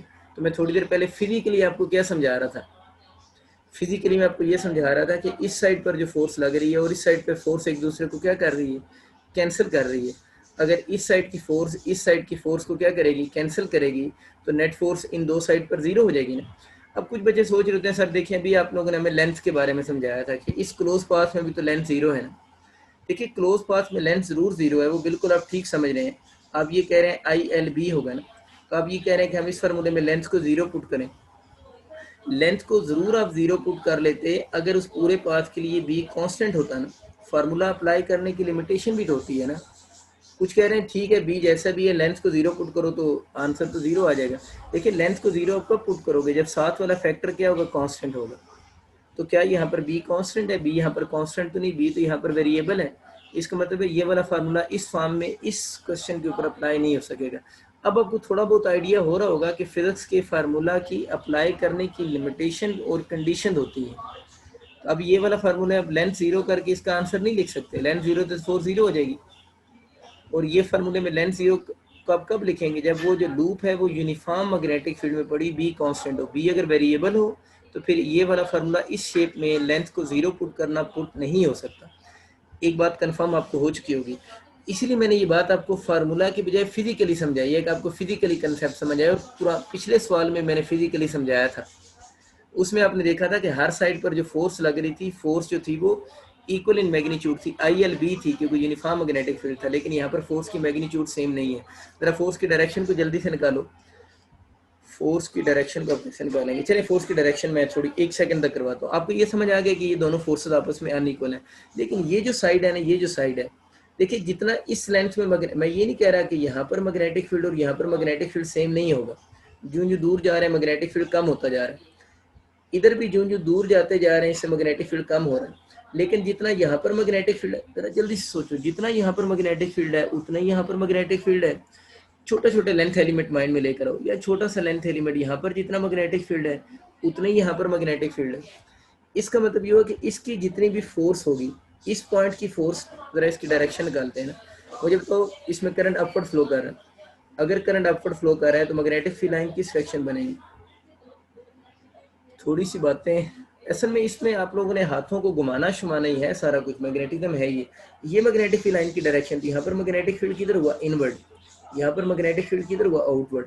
तो अब यूं समझ लें कि ये जो रीजन सारा बना हुआ है, इस तरफ का जो रीजन है ये यूं है ना, यूं है, अंदर की तरफ जा रहा है। इस रीजन सारे में मैग्नेटिक फील्ड है इनवर्ड। इस रीजन सारे में मैग्नेटिक फील्ड है किधर, इस रीजन में मैग्नेटिक फील्ड बच्चों है इनवर्ड। ठीक है, तो आप जरा इस पे जरा फोर्स की डायरेक्शन निकालें ना, मैग्नेटिक फील्ड इनवर्ड, ये इसकी डायरेक्शन।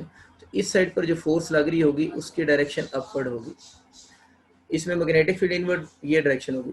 इस साइड पर जो फोर्स लग रही है उस फोर्स की डायरेक्शन डाउनवर्ड होगी। तो मैं ये बात कर रहा हूँ कि ये वाली फोर्स इस फोर्स को कैंसिल करेगी। ये बात समझिए ध्यान से, अगर सही कंसेप्ट समझना चाह रहे हैं।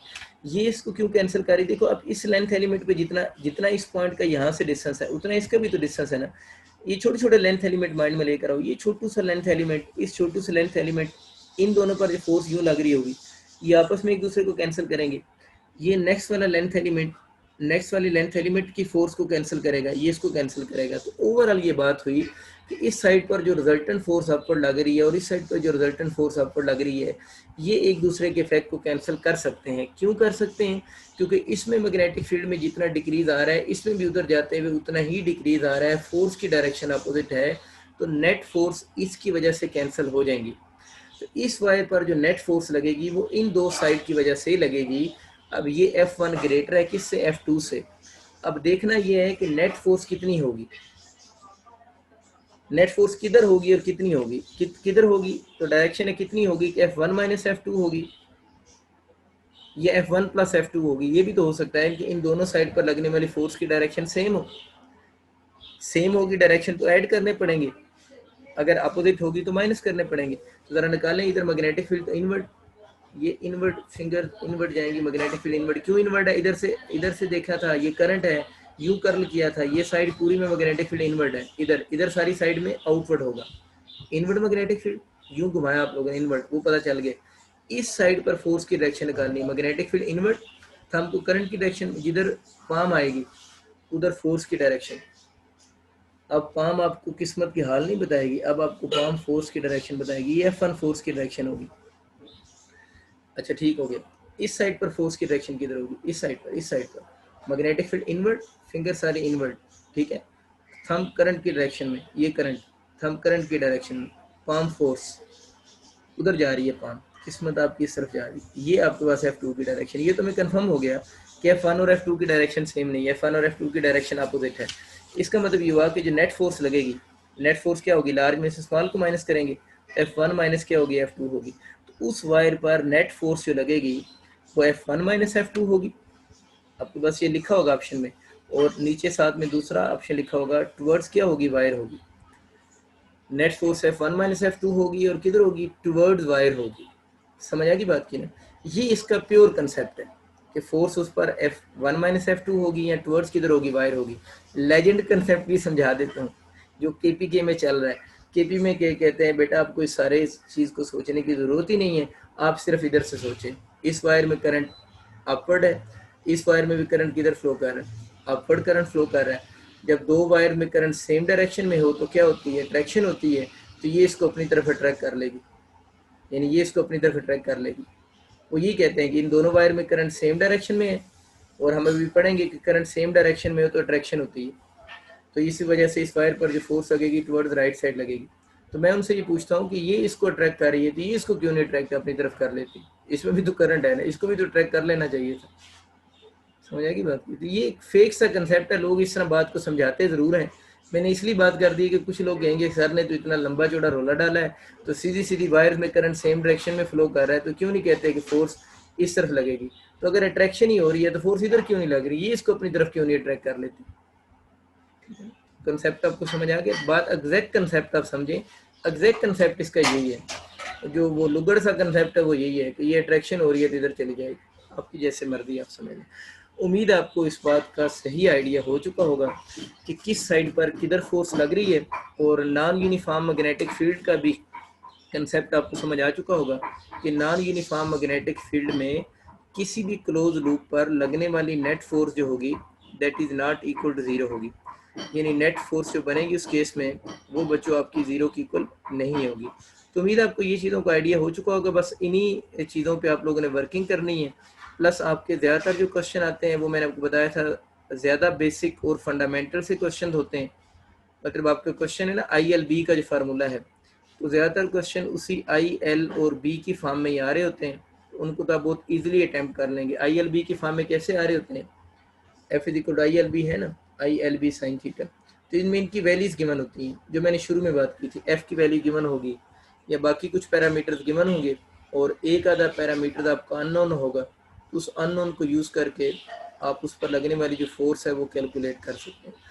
अब बच्चों हम आगे चलते हैं थोड़ा सा, फिर इस पर काफ़ी लंबी बात होगी। तो वैसे force on moving charge, moving charge पर फोर्स का वैसे फार्मूला तो मैंने लिख दिया था, बातें आपको बता भी थी कि डायरेक्शन ऑफ फोर्स की बात भी होगी थी, लेकिन थोड़ा सा फर्दर डिस्कस कर लेते हैं क्योंकि टॉपिक उन्होंने मेंशन किया हुआ है तो आपको आना चाहिए। पहले तो मैं आपकी बुक के अकॉर्डिंग इसको पढ़ा देता हूँ कि फोर्स ऑन मूविंग चार्ज का formula F is equal to Q into V cross B के इक्वल होगा। अच्छा जी, फोर्स ऑन चार्ज की हमारी बात हो रही थी, और F equal to Q into V cross B इसका फार्मूला है।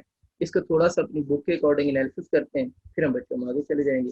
इससे ये दो बातें समझ आ जाती हैं। ये पता है ना V क्या है? चार्ज की वेलोसिटी है जो मैग्नेटिक फील्ड में मूव कर रहे हैं। थोड़ी देर पहले इसकी डायग्राम की आप लोगों ने प्रैक्टिस कर ली। इस फार्मूले से नजर आ रहा है कि फोर्स का और वेलोसिटी का आपस में एंगल 90 डिग्री है, और चार्ज पर जो मैग्नेटिक फोर्स लग रही है ना उसका बी के साथ भी एंगल 90 डिग्री है, क्योंकि ये क्रॉस प्रोडक्ट है।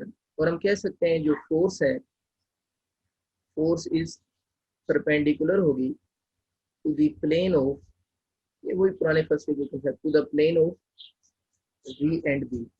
यानी जो फोर्स की डायरेक्शन होगी, यानी जो फोर्स की डायरेक्शन है वो परपेंडिकुलर है, किसके परपेंडिकुलर है? To the plane of V and B. यानी वी और बी की जो प्लेन है फोर्स की डायरेक्शन उस प्लेन के क्या होगी, परपेंडिकुलर डायरेक्शन होगी। तो एफ और वी और बी की प्लेन के परपेंडिकुलर फोर्स की डायरेक्शन, ये तो बेसिक कंसेप्ट आपको ऑलरेडी आता है।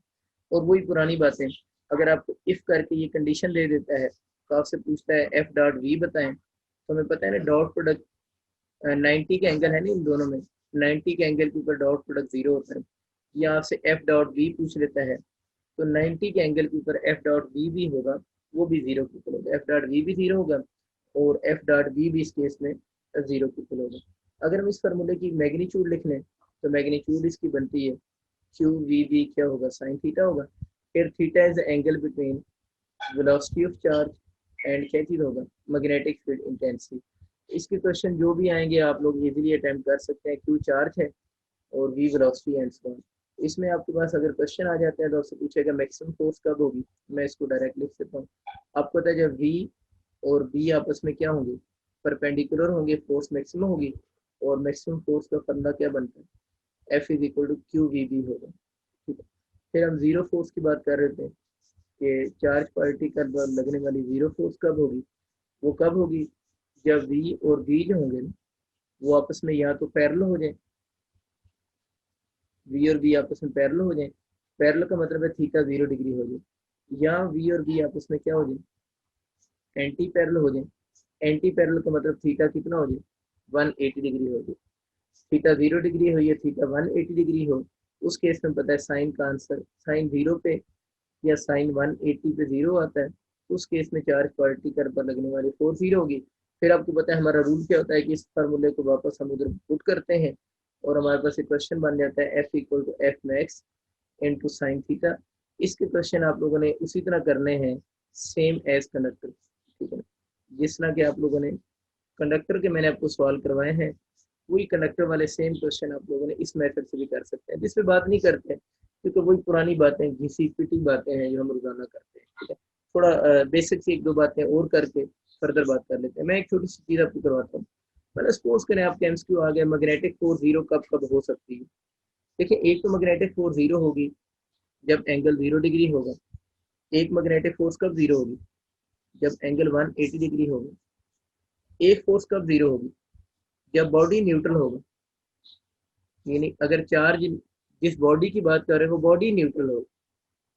ठीक है ना, तो उस पर भी फोर्स किसकी इक्वल होगी, जीरो होगी। मैं ये बात कर रहा हूँ सपोज कर आपको यूं सवाल आ जाता है, वो कहता है एक रीजन है, इस रीजन में इनवर्ड मैग्नेटिक फील्ड है और इस रीजन में एक हाइड्रोजन एटम इंटर हुआ है।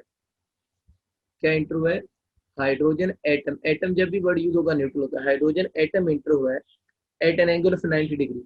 तो बताएं इस पर मैग्नेटिक फोर्स कितनी होगी। तो हाइड्रोजन एटम जब इंटर हुआ है तो इस पर मैग्नेटिक फोर्स जीरो होगी। क्यों मैग्नेटिक फोर्स जीरो है, क्योंकि ये क्यों जीरो है, ये न्यूट्रल है। ये बस आप लोगों ने बात याद रखनी, जब कभी भी हाइड्रोजन एटम, हीलियम एटम, किसी चीज के एटम का वर्ड अगर यूज करे तो वो जीरो होगी। हाइड्रोजन एटम को छोड़ के और बात कर लेते हैं।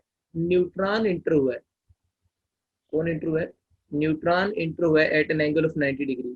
तो अक्सर बच्चे 90 डिग्री को ऐसे मैक्सिमम फोर्स यूज करते हैं ना ऑप्शन। तो 90 डिग्री के ऊपर अगर कोई न्यूट्रल चीज इंटर होगी तो फिर भी उस पर फोर्स की वैल्यू मगर F M mean magnetic force zero की इक्वल होगी। तो उम्मीद आपको बातें याद रह जाएंगी। इन बातों को याद रखिएगा कि इसका ये क्वेश्चन आता है क्यू जीरो। वो ये नहीं कहेगा कि सपोज करें एक बॉडी पर चार्ज जीरो है, बताए उस पर फोर्स क्या होगी। वो चीज को थोड़ा ट्विस्ट देकर पूछेगा ना, तो इस तरह को ट्विस्ट देगा। वो एंगल 90 आपको शो करेगा और ऊपर वो एटम का वर्ड यूज कर देगा या न्यूट्रॉन वर्ड यूज कर देता है। न्यूट्रॉन भी तो न्यूट्रल होता है ना, तो न्यूट्रॉन पर भी मैग्नेटिक फोर्स बच्चों जीरो की इक्वल होगी। फिर ये हो सकता है कि ये फोर्स कब लगती है, मैग्नेटिक फोर्स तब लगेगी जब चार्ज के पास वेलोसिटी होगी। अगर वेलोसिटी जीरो हो, तो वेलोसिटी जीरो हो मीन को चार्ज पार्टिकल रेस्ट की स्टेट में हो, तो Q V B sine theta से वी को जीरो पुट करोगे, वी जीरो पुट करोगे तो फोर्स भी इस केस में जीरो हो जाएगी। एक तो ये बात होगी। तीसरा ये भी तो हो सकता है कि मैग्नेटिक फील्ड जीरो हो जाए। पता नहीं इस केस में भी जो मैग्नेटिक फील्ड होगा वो एक्सटर्नल मैग्नेटिक फील्ड होगा। हालांकि चार्ज जब खुद मूव करेगा ना तो चार्ज की मोशन की वजह से भी मैग्नेटिक फील्ड प्रोड्यूस होगा, वो मैग्नेटिक फील्ड नहीं लेंगे हम यहाँ पर, एक्सटर्नल मैग्नेटिक फील्ड लेंगे। ये सारी बातें होंगी नेट फोर्स जीरो होने की। तो अगर आपको कभी क्वेश्चन आ जाए ना कि एक चार्ज पर फोर्स जीरो लग रही, which of the following is correct, तो बच्चे जल्दी से ये वाला ऑप्शन ढूंढते हैं 0 1 80 टिक मारा अगले एमसीक्यू पे। तो याद रखना बाकी सारी चीजें भी जीरो फोर्स को ही सपोर्ट करती हैं। तो इस तरह का कोई भी क्वेश्चन आ जाए तो इन सब केसेस में जो फोर्स चार्ज पर अप्लाई हो रही होगी that force must be equal to क्या होगी, 0 होगी। बाकी बच्चों जो हमारे ज्यादातर क्वेश्चन अभी तक आते हैं वो इसी रूल के आते हैं। एक तो डायरेक्शन के क्वेश्चन आते हैं, डायरेक्शन में लिख भी देता हूँ, डायरेक्शन के सवाल आते हैं। मैं आपको डायरेक्शन पहले आपको मैंने मैक्सिमम एग्जांपल दे दी, आप खुद कर सकते हैं। तो फोर्स के क्वेश्चन न्यूमेरिकल भी आ सकते हैं, Q V B sine theta के, वही पुरानी बातें हैं। इसमें theta V B force 4-5 variables हैं, 5 हैं टोटल, कोई से 4 गिवन हो तो नेक्स्ट वन को आप कैलकुलेट कर सकते हैं। इसकी अब आप लोगों ने खुद अपनी तरफ से प्रैक्टिस कर लेनी है।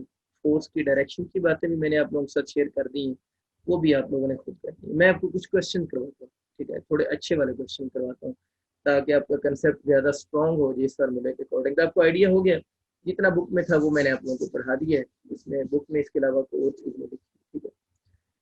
अच्छा जी, अब आगे चलते हैं। कुछ इसमें बातें ये हो रही, अच्छा एक ना पंजाब की बुक में ना, हाँ जो केपीके की बुक में उसमें इस फार्मूले की डेरिवेशन नहीं है। मैंने आपको डेरिवेशन करवाई थी, लेकिन वो मैंने एफएससी में आपको प्रॉपर डेरिवेशन सही नहीं करवाई थी जो पंजाब की बुक में लिखी हुई है।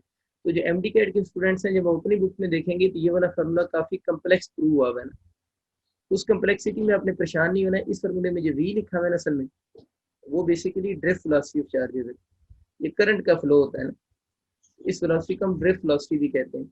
और आपको याद होगा मैंने आपको इससे पिछले यूनिट में ड्रिफ्ट वेलोसिटी का फार्मूला पढ़ाया था, वी ड्रिफ्ट का फार्मूला मैंने पढ़ाया था I over Q N A. इसमें एन आपको पता था ना चार्ज डेंसिटी थी, नंबर ऑफ चार्ज कैरियर नहीं थे। इस फार्मूले में एन क्या थी, चार्ज डेंसिटी थी, क्यू चार्ज था, ठीक है, ए एरिया था वायर को, और आई करंट था। तो इस टॉपिक में ये फार्मूला ड्राइव हुआ है। आप अगर बहुत ध्यान से अगर उसकी वो थ्योरी पढ़ेंगे तो आपको आइडिया होगा कि ये वाला फार्मूला इस टॉपिक में लिखा हुआ है, ठीक है। ये वाला फार्मूला उसने वी की फॉर्म में तो नहीं लिखा हुआ, ये वाला फार्मूला इस टॉपिक की डेरिवेशन में पंजाब की बुक में करंट की फॉर्म में लिखा हुआ है। उसने इस फार्मूले को यूं लिखा हुआ है क्यू एन ए वी, इस फॉर्म में लिखा हुआ है फार्मूला, ठीक है ना। क्यू क्या चीज है, वो जो वायर उसने ली हुई है ना, ये उसने असल में फार्मूला प्रूव करने की एक वायर ली है, उस वायर को उसने बुक में इनवर्ड मैग्नेटिक फील्ड में रखा है, ठीक है ना। इसमें जो ए लिखा हुआ है ना, उस वायर का एरिया ऑफ क्रॉस सेक्शन है। आई क्या चीज है, उस वायर में फ्लो होने वाला करंट है। वी क्या चीज है, उस वायर में जो चार्जेस मूव कर रहे हैं करंट की वजह से उनकी ड्रिफ्ट वेलोसिटी है। समझ आ गया अब आपको, ए उस वायर का एरिया, ये प्रूफ है पंजाब की बुक में। मैं इसलिए बता रहा हूँ कि एमडी कैट वाले स्टूडेंट उसमें कंफ्यूज ना हो जाए कि सर ने इतना ज्यादा तो बताया ही नहीं था, सर ने तो फार्मूला लिख, जैसे में हमारे एमसीक्यू इधर के हैं ना। तो आप पंजाब की बुक से ना इसके लास्ट 2 पैराग्राफ सिर्फ पढ़ लीजिएगा। ये जो टॉपिक है ना जहाँ प्रूव हुआ है, इसके लास्ट 2 पैराग्राफ में बहुत इंपॉर्टेंट बातें लिखी हुई है, वो लास्ट 2 पैराग्राफ पढ़िएगा, यहाँ पर बुक में ये लिखा हुआ है। बाकी ये थ्योरी शुरू में लिखी हुई है ना, तो आपको समझ आ गया ये जो फार्मूला बुक में लिखा हुआ है ये वाला फार्मूला इधर से आया है ना। ये इसमें वायर के area of section, V drift velocity मैंने क्यों बोली है बना, ये इस वायर में करंट आई की वजह से चार्जेस मूव कर रहे हैं ना, तो ये ड्रिफ्ट वेलोसिटी है। एन चार्ज कैरियर नहीं है, एन चार्ज डेंसिटी है। Charge density mean number of charge career per unit volume. Q charge है, अगर इलेक्ट्रॉन मूव कर रहा है तो इसकी जगह पर अब आप ई लिख देंगे। तो ये थोड़ा सा इसका वो क्या है, पोस्टमार्टम किया है मैंने कि आपको वो समझ आ जाए कि बुक में इसके अंदर क्या होगा। बाकी आखिरी जो 2 पैराग्राफ में बातें लिखी हुई हैं वो बातें तो एम ए बच्चों वाली बातें मैं जल्दी से कर देता हूँ। लास्ट 2 पैराग्राफ में ये लिखा हुआ है, उसने ये लिखा है कि सपोज करें इनवर्ड मैग्नेटिक फील्ड है और यहाँ से एक पॉजिटिव चार्ज पार्टिकल एंटर हो रहा है, एक नेगेटिव चार्ज पार्टिकल एंटर हो रहा है, इन पर लगने वाली फोर्स की डायरेक्शन बताएं। इनवर्ड मैग्नेटिक फील्ड ये किसकी डायरेक्शन, चार्ज की वेलोसिटी की डायरेक्शन पता है ना। इनवर्ड मैग्नेटिक फील्ड ये चार्ज की वेलोसिटी की डायरेक्शन, फोर्स अपवर्ड, इस पर फोर्स किधर लगेगी, अपवर्ड फोर्स लगेगी। और ये नेगेटिव चार्ज है, इसकी वेलोसिटी की डायरेक्शन भी तो इधर ही थी ना, इस पर भी फोर्स किधर लगनी थी, अपवर्ड। नेगेटिव की वजह से इस पर फोर्स किधर लग रही है, डाउनवर्ड फोर्स लग रही है। समझ आ गई बात की। तो ये उसने आखिरी 2 पैराग्राफ में लिखा है कि अगर एक ही साइड से 2 अपोजिट चार्जेस इंटर होंगे तो दोनों की डिफ्लेक्शन अपोजिट होगी, पॉजिटिव चार्ज अपवर्ड मूव करेगा, नेगेटिव चार्ज डाउनवर्ड मूव करेगा। क्या बातें हो रही हैं, क्यों बातें हो रही हैं, कुछ समझ नहीं आ रहा। चले एक आधी और फोटो बना लेते हैं, फोटो बन ही रही है। सपोज करें इधर से चार्ज पार्टिकल इंटर हुए, इधर से पॉजिटिव चार्ज पार्टिकल एंटर हुआ है, इधर से नेगेटिव चार्ज पार्टिकल एंटर हुआ है। अब इन पर लगने वाली इस पर, इसको पॉजिटिव कर दें, इसको नेगेटिव कर दें, ठीक है, इससे फर्क नहीं पड़ता ऊपर से एंटर हुआ है नीचे से एंटर हुआ है। मैंने डायरेक्शन निकालनी, मुझे पता है डायरेक्शन में गड़बड़ हो जाएगी। तो ये वेलोसिटी की डायरेक्शन, ये जो तीर है बूटो वाला ये वेलोसिटी की डायरेक्शन, ठीक है। अब इधर देखो मैग्नेटिक फील्ड इनवर्ड, ये थंब वेलोसिटी की direction, magnetic field inward palm force, इस पर फोर्स किधर लग रही है, इधर हाथ को मैं हिला रहा हूँ इनवर्ड। अब पॉजिटिव चार्ज पर फोर्स इनवर्ड लग रही है तो नेगेटिव चार्ज पर फोर्स अपवर्ड लग गया। अब जादू ना इसको समझ लेना, ये रूल है। इधर से charge particle positive into upward deflect होता है, अगर इधर से पॉजिटिव चार्ज डिफ्लेक्ट होगा तो डाउनवर्ड डिफ्लेक्ट होगा। जादू नहीं है, सीधा सा रूल है, आपने रूल अप्लाई करना, आपको समझ आ जाएगा। किधर चले गए थे हम तो इतनी प्यारी सी चीज पढ़ने लगे थे। अच्छा सा सवाल है, चले ये भी बातें हो गई, आपको समझ आ गई। एक वायर है, एक ना चीज मेरा पुत्र आप सारे माइंड में रखें, चीजों को ज्यादा पढ़ने से आपका कॉन्फिडेंस लेवल बिल्डअप होगा, चीजों को बहुत कम पढ़ लेने से आपका कॉन्फिडेंस लेवल शेक होगा। कुछ बच्चे समझते हैं हम ज्यादा पढ़ लेंगे तो मतलब हमारे लिए मुश्किल हो रहा है, इतना ज्यादा डाटा प्रिपेयर करना है। तो आप अपना माइंड सेट थोड़ा सा बदलें, जितनी ज्यादा किसी चीज को क्लियर करके आप कंसेप्ट को पढ़ते हैं उतनी ज्यादा चीज आपके लिए पेपर में याद रखना उसको आसान होगा। आपको आप नॉर्मल तरीके से याद करके जाएंगे, लेकिन अगर उस चीज को एग्जैक्ट हर एंगल से आप लोगों ने पढ़ा होगा तो आपको याद रखने में वो चीज बड़ी आसानी होगी, और पेपर अटेम्प्ट करते हुए आपके माइंड में कोई ना कोई ऐसी बात जरूर आ जाएगी जिससे आप उस क्वेश्चन को अटेम्प्ट कर लेंगे। लेकिन अगर आप लोगों ने बिल्कुल ही उन चीज़ों को नैरो करके वो एक आधे एमसीक्यू पे बात की हुई तो फिर पेपर में कंफ्यूज होने के चांसेस ज़्यादा होते हैं। इसलिए घबराना नहीं है, मतलब चीज़ों को ज़्यादा अच्छा पढ़ें, डिटेल से पढ़ें तो ज़्यादा बेहतर है। एक वायर में करंट आई फ्लो कर रहा है, सपोज करता हूँ, सपोज करें इस वायर में करंट 2 एम्पेयर फ्लो कर रहा है इस पॉइंट पे जनाब, इस पॉइंट पे, और इस पॉइंट का यहाँ से डिस्टेंस भी 2 मीटर लिख लेते हैं। इस पॉइंट का डिस्टेंस 2 मीटर है, यहाँ पर एक 1 माइक्रोकूलम का चार्ज पड़ा हुआ। जब चार्ज की नेचर ना बताएगी ना कौन सी है तो वो पॉजिटिव होता है। 1 माइक्रोकूलम का चार्ज पड़ा हुआ, ये चार्ज पार्टिकल की वेलोसिटी की डायरेक्शन है, और प्यारे बच्चों चार्ज पार्टिकल मूव कर रहा है with the speed of 10 metre per second. Charge 1 microcoulomb क्या है, मूव कर रहा है with the speed of 10 metre per second. इस पर लगने वाली फोर्स कहता है बताएं, यानी जो करंट की डायरेक्शन है वही इसकी वेलोसिटी की डायरेक्शन है चार्ज की, इस पर लगने वाली फोर्स की डायरेक्शन बताएं। बहुत सारे लेजेंड्स तो ये करते हैं इस सवाल में कि वो फोर्स को जीरो लिख देते हैं। बहुत सारे लेजेंड फोर्स को क्यों जीरो लिख देते हैं, वो इसलिए लिख देते हैं उनको लगता है जो करंट की डायरेक्शन है वही चार्ज पार्टिकल की वेलोसिटी की डायरेक्शन है, डायरेक्शन सेम हो जाए तो फोर्स जीरो हो जाती है। देखिए किसकी डायरेक्शन सेम हो जाए तो फोर्स जीरो हो जाती है, मैग्नेटिक फील्ड और चार्ज की वेलोसिटी की डायरेक्शन सेम हो जाए। फोर्स ऑन चार्ज निकालनी है, फोर्स ऑन दिस चार्ज निकालनी है, इस चार्ज की वेलोसिटी की जिस मैग्नेटिक फील्ड में ये रखा हुआ है उस मैग्नेटिक फील्ड के साथ अगर इसकी डायरेक्शन सेम हो जाती तो इस पर फोर्स जीरो होती। ये तो इसकी वेलोसिटी की करंट सा डायरेक्शन सेम हुई है, ये तो फार्मूले में है ही नहीं, वेलोसिटी और करंट दोनों इकट्ठे तो है ही नहीं। चले आपको ये कंसेप्ट समझ आ गया, आपको अब यहाँ से मसला नहीं बनेगा। F equal to Q V B sine theta होगी।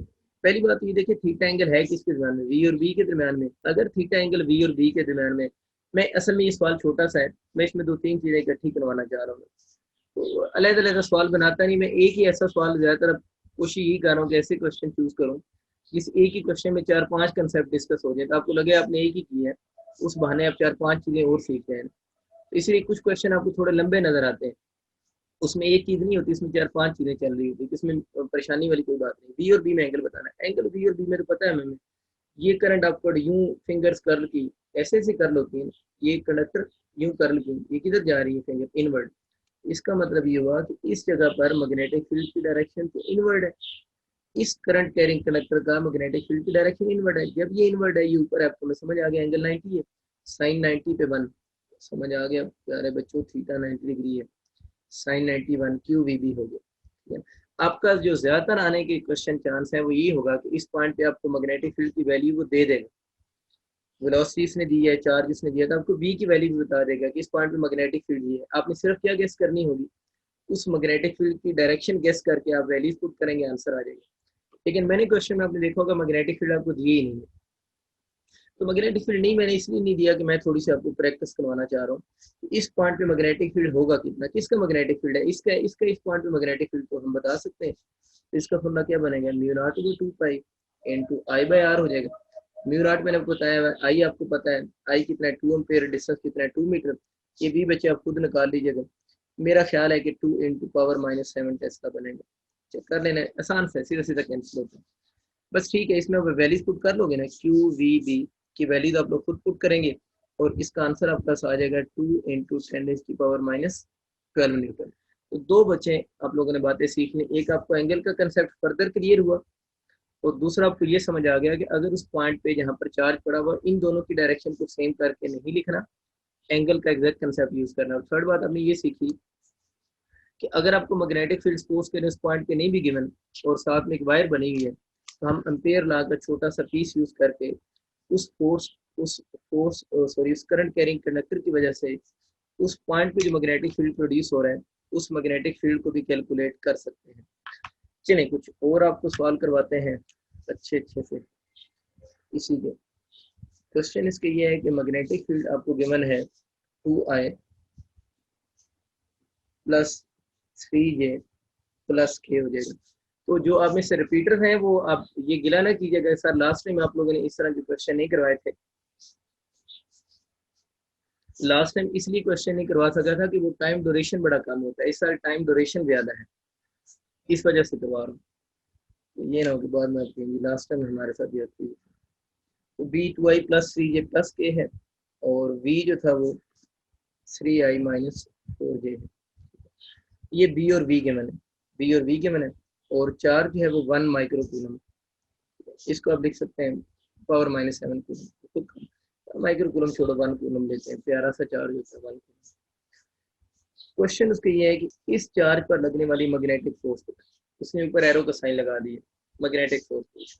बहुत खूबसूरत सवाल, ये सवाल याद रखना, इसके भी आएंगे, ये सवाल इसके भी आएंगे। याद आया कुछ?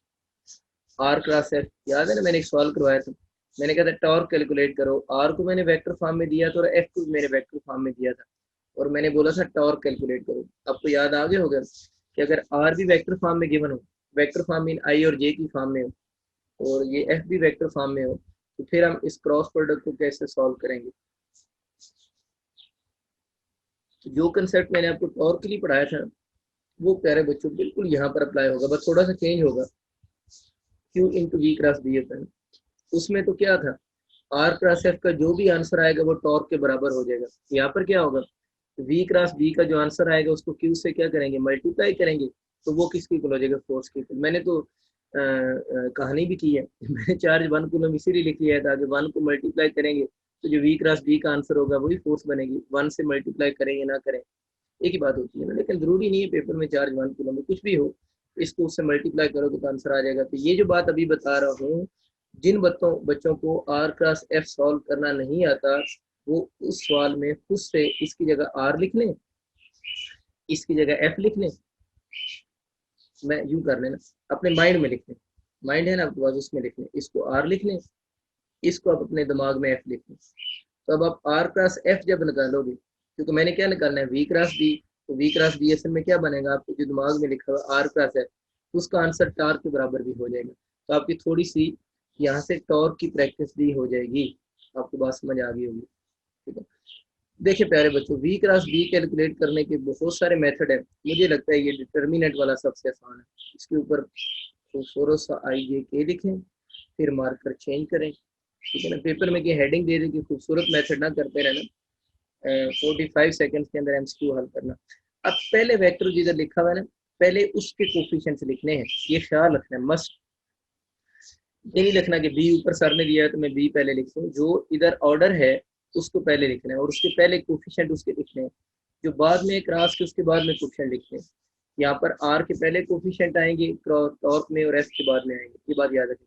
V के कोफिशिएंट जरा देखो, V का I के कोफिशिएंट कितना है, 3। कोफिशिएंट तो पता होगा, ये बात आपको आती है। I के साथ जो लिखा है उसको कोफिशिएंट है, J के साथ जो कोफिशिएंट लिखा है उसका -4 है, इसमें तो K है ही नहीं है तो 0 होगा फिर, ठीक है। और इसके बाद आप लोगों ने B के कोफिशिएंट लिखने, I के कोफिशिएंट कितना है 2, J का कोफिशिएंट कितना है 3, K के साथ कुछ भी नहीं लिखा हो, कुछ भी नहीं लिखा हो तो 1 होता है। अब बच्चों इसको ओपन कैसे करना है, इसको ओपन ऐसे करना है, आई आप उसी तरह लिखेंगे, इसको हम कॉलम बोलते हैं, इसको हम रो बोलते हैं, इसको कॉलम इसको रो। तो आप क्या करेंगे, इसका कॉलम भी छोड़ दें, इधर भी उंगली रख दो, और इसकी ये रो भी छोड़ दो, छुप गया। बाकी जो बच गया ना उनको क्रॉस मल्टीप्लाई कर दो। बाकी ये बच गया ना, इसको क्रॉस मल्टीप्लाई करो, इसको इससे मल्टीप्लाई करो, ठीक है। आप लोगों ने दोनों को क्रॉस मल्टीप्लाई कर लिया, पहले इसको इससे को करो फिर इसको इससे करो। तो -4 को 1 से करोगे तो -4, ये माइनस फार्मूले का होगा। इसको इससे करोगे तो ये -4 तो अपना आ रहा है, ये माइनस दरम्यान में फार्मूले का होगा। 3 को 0 से करोगे तो 0 आ जाएगा, ठीक।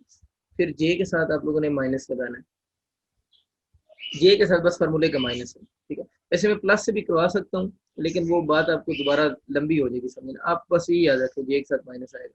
इधर इसके कॉलम को छोड़ दिए, ये छोड़ दिए, इसकी अब रो को भी छोड़ दिए। बाकी क्या बच गया आपको, क्या नजर आ रहा है आपने, 3021 नजर आ रहा है, 3021। आप इस 3 को इससे मल्टीप्लाई करो, 3 को 1 से मल्टीप्लाई करोगे तो 3 हो जाएगा, माइनस तो फार्मूले का। 2 को 0 से करेंगे, 0 तो दबाइयों में जा रहा है, हर चीज खराब कर रहा है हमारी 0। जे के साथ सिर्फ माइनस लिखना है, इसके साथ जे के साथ सिर्फ माइनस लिखना है, बाकी सारे प्लस होंगे। इसके ऊपर फिंगर रखिए, ये खत्म हो गया, ये खत्म हो गया, बाकी क्या बच गया, 3 -4 2 1, इसको तो 3 इंटू 3 9, ये माइनस फार्मूले का।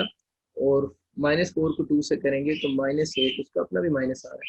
ये बच्चे कितना बन जाएगा, ये आपका बन गया -4 आए, ऐसे ही है ना। और ये प्लस और माइनस मिलकर क्या हो जाएगा, -3j, ये माइनस मिलकर क्या हो जाएंगे प्लस, तो 17 हो गया, +17 ये हो जाएगा।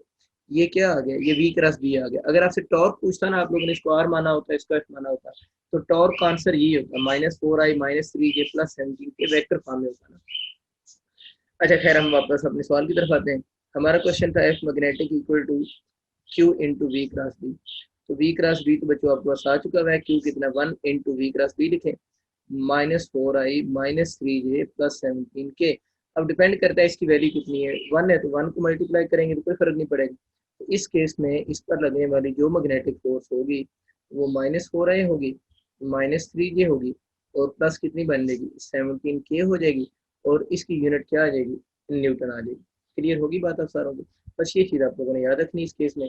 अगर ये भी हो सकता था कि अगर चार्ज में 1 माइक्रोकूलम का ही लेता, 1 माइक्रोकूलम का ही लेता, तो ये सारा आंसर इसी तरह ही आ जाता, और एंड पे क्या लिखा होता, माइक्रो न्यूटन लिख देता छोटा सा, ये आंसर उसी तरह ही रहता। और एंड पे क्या लिख देता, माइक्रो न्यूटन लिख देता बजाय। या यूं भी हो सकता था कि वो माइक्रो कितना होता है, 10⁻⁻6 होता है, तो ये इसी तरह लिखा रहता। इधर 10⁻⁻ बाहर, सारे के बाहर 10⁻⁻6 के साथ क्या आ जाता, न्यूटन आ जाता। तो जब चार्ज माइक्रो वगैरह में गिवन होते हैं तो फिर ज्यादातर वो इसी तरह की प्रो यूज करता है। तो उम्मीद है आप इसको कर सकते हैं बहुत इजी वे से, ठीक है। एक क्वेश्चन आपको करवाते हैं, बहुत अच्छा क्वेश्चन, इस पे आप लोगों ने खुद सोचना भी है थोड़ा सा। अगर किसी एग्जामिनर ने बहुत अच्छा पेपर बनाया तो इस तरह का सवाल आपको देगा।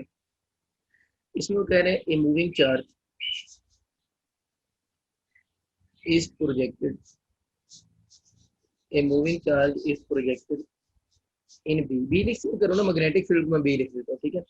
Is magnetic field B, magnetic field कौन सा है, मैग्नेटिक फील्ड है 3i + 4j, 3i + 4j into वो 10⁻⁻4 टेस्ला एंड चार्ज, ये बस शरारत हो रही है छोटी सी, एंड चार्ज एक्सेलरेशन आ गया जनाब इस सवाल में। चार्ज एक्सेलरेशन इक्वल टू है xi + 2j, xi + 2j, xi + 2j, charge acceleration हो गया। तो उम्मीद है नजर आ रहा होगा, नजर आ रहा है, अच्छी बात है। 11 नंबर सफा शुरू हो गया। फाइंड x, बहुत सिंपल सा सवाल लेकिन आपको परेशान करने के लिए लिखा है मैंने, फाइंड x। इसके ऑप्शन भी लिख देते हैं क्योंकि ये प्यारा सवाल है, इसके ऑप्शन भी लिखते हैं। इसका ऑप्शन 3/8, इसका ऑप्शन -3/8, इसका ऑप्शन 8/3, और इसका ऑप्शन -8/3। मेरा दिल तो था मैं असाइनमेंट दूँ, लेकिन आपसे कुछ बच्चों से हल नहीं होगी, इसलिए मैंने ये असाइनमेंट देखें। अभी आप लोगों को ये जो फार्मूला मैं बार बार 100 दफा लिख चुका हूँ, उस फार्मूले से हम क्या चीज़ सीख चुके हैं, हम ये सीख चुके हैं कि फोर्स और वेलोसिटी का आपस में एंगल कितने डिग्री, 90 डिग्री है, और फोर्स का और मैग्नेटिक फील्ड का भी आपस में एंगल 90 डिग्री है। ये बात पता है हमें, हम 100 दफा कर चुके हैं। न्यूटन ने अपना एक लॉ दिया था, न्यूटन सेकंड ऑफ मोशन, हर मुसलमान को याद है। मास तो कांस्टेंट है, तो जो फोर्स और एक्सेलरेशन की ऑलवेज सेम डायरेक्शन होती है, फोर्स और एक्सेलरेशन की ऑलवेज सेम डायरेक्शन होती है। इसका मतलब ये हुआ कि जो फोर्स की डायरेक्शन है वही एक्सेलरेशन की डायरेक्शन है। न्यूटन सेकंड लॉ से पता है फोर्स और एक्सेलरेशन की डायरेक्शन क्यों सेम है, मास कांस्टेंट है, तो जो फोर्स की डायरेक्शन वही एक्सेलरेशन की डायरेक्शन, दरम्यान में इक्वल लगा हुआ है, तो दोनों तरफ एंगल 0 डिग्री होगा। मास कांस्टेंट इक्वल, दोनों तरफ direction same, always same direction. ठीक है, आपको बात आ गई समझ। अच्छा, जो फोर्स की डायरेक्शन होगी वही एक्सेलरेशन की डायरेक्शन होगी, तो अगर फोर्स परपेंडिकुलर टू बी है तो यहाँ से हम एक कंसेप्ट निकाल नहीं सकते, जो एक्सेलरेशन होगा वो भी चार्ज पार्टिकल का मैग्नेटिक फील्ड के परपेंडिकुलर होगा। मैग्नेटिक फील्ड जब भी देखें लिखा हुआ वो एक्सटर्नल ही होता है, तो एक्सेलरेशन का भी मैग्नेटिक फील्ड से डायरेक्ट रिलेशन होगा। अब सवाल हल हुआ ही नहीं हुआ, अब हल हो गया सवाल। सवाल कैसे हल हो गया, ये बी गिवन है, ये ए गिवन है।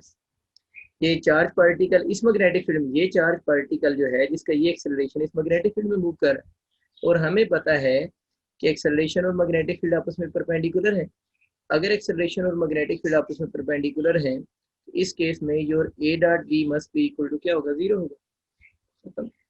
और डाउट प्रोडक्ट लो, सवाल हल हो गया। ये करूँ हल में, अब आप खुद इसको हल कर सकते हैं। डॉट प्रोडक्ट आप लोगों ने कैसे लेना है, आई के कोफिशिएंट आई से मल्टीप्लाई होता है, जे जे से मल्टीप्लाई होता है, ये तो पता है ना, परपेंडिकुलर का डॉट प्रोडक्ट 0 होता है। अब जरा मल्टीप्लाई करो ना, 3 को किससे करो, एक्स से, आई को आई से करना है ना, तो कितना हो जाएगा 3x, फिर जे को जे से करो, 4 को 2 से करो, plus 8 equal to 0, X is equal to हो जाएगा -8/3 हो जाएगा। ठीक है, ये मैंने तो थोड़ा अच्छा सवाल बनाया है ना, मैंने आपको मैग्नेटिक फील्ड के साथ एक्सेलरेशन दे दी है, मैग्नेटिक फील्ड के साथ क्या दे दिया, एक्सेलरेशन दे दी। ये भी हो सकता है पेपर में कि आपको मैग्नेटिक फील्ड के साथ साथ वो फोर्स यहाँ पर दे दे, वो तो ज्यादा आसान हो जाएगा, और कोई एक वेरिएबल इस तरह के एक्स वगैरह अननोन कर दे और के उसकी वैल्यू बताओ, तो आप बता सकते हो, या मैग्नेटिक फील्ड के साथ वेलोसिटी दे दे, वेलोसिटी किस फॉर्म में दे दे, कोई एक वेरिएबल अननोन कर दे, तो इस तरह भी आप इस क्वेश्चन को हल कर सकते हैं। उम्मीद है आपको ये वाली बहुत सिंपल सी बात समझ आ चुकी होगी कि इस चीज़ को आप लोगों ने कैसे अटेम्प्ट करना है। चलिए, परपेंडिकुलर की बातें शुरू हो रही हैं तो वही बातें कंटिन्यू रखते हैं। हमें ये चीज़ तो पता है ना कि जो वेलोसिटी की डायरेक्शन होती है ना, वही बॉडी के डिस्प्लेसमेंट की भी डायरेक्शन होती है, यानी जो जो बॉडी की वेलोसिटी की डायरेक्शन होती है वही बॉडी की किसकी होगी, डिस्प्लेसमेंट की भी डायरेक्शन होगी। मतलब फॉर इंस्टेंट, किसी एक इंस्टेंट के ऊपर जो वेलोसिटी की डायरेक्शन होती है वही हम डिस्प्लेसमेंट की डायरेक्शन भी ले रहे होते हैं। तभी आप लोगों ने यहाँ से क्या रूल पढ़ा है कि फोर्स और वेलोसिटी आपस में, कौन सी फोर्स की बात हो रही है भला, मैग्नेटिक फोर्स और वेलोसिटी आपस में परपेंडिकुलर है, तो मैं कह सकता हूँ ना कि मैग्नेटिक फोर्स और फिर डिस्प्लेसमेंट भी आपस में परपेंडिकुलर ही होंगे किसी भी इंस्टेंट के ऊपर, हर इंस्टेंट के ऊपर जब चार्ज मूव कर रहा होगा तो हर इंस्टेंट के ऊपर, ये बात कब है, हर पॉइंट पे है, ये बात भी हर पॉइंट पर होगी कि मैग्नेटिक फोर्स और डिस्प्लेसमेंट आपस में परपेंडिकुलर होंगे। यहाँ से बहुत खूबसूरत सा कंसेप्ट हमें मिल गया कि work done by magnetic force, work done by magnetic force.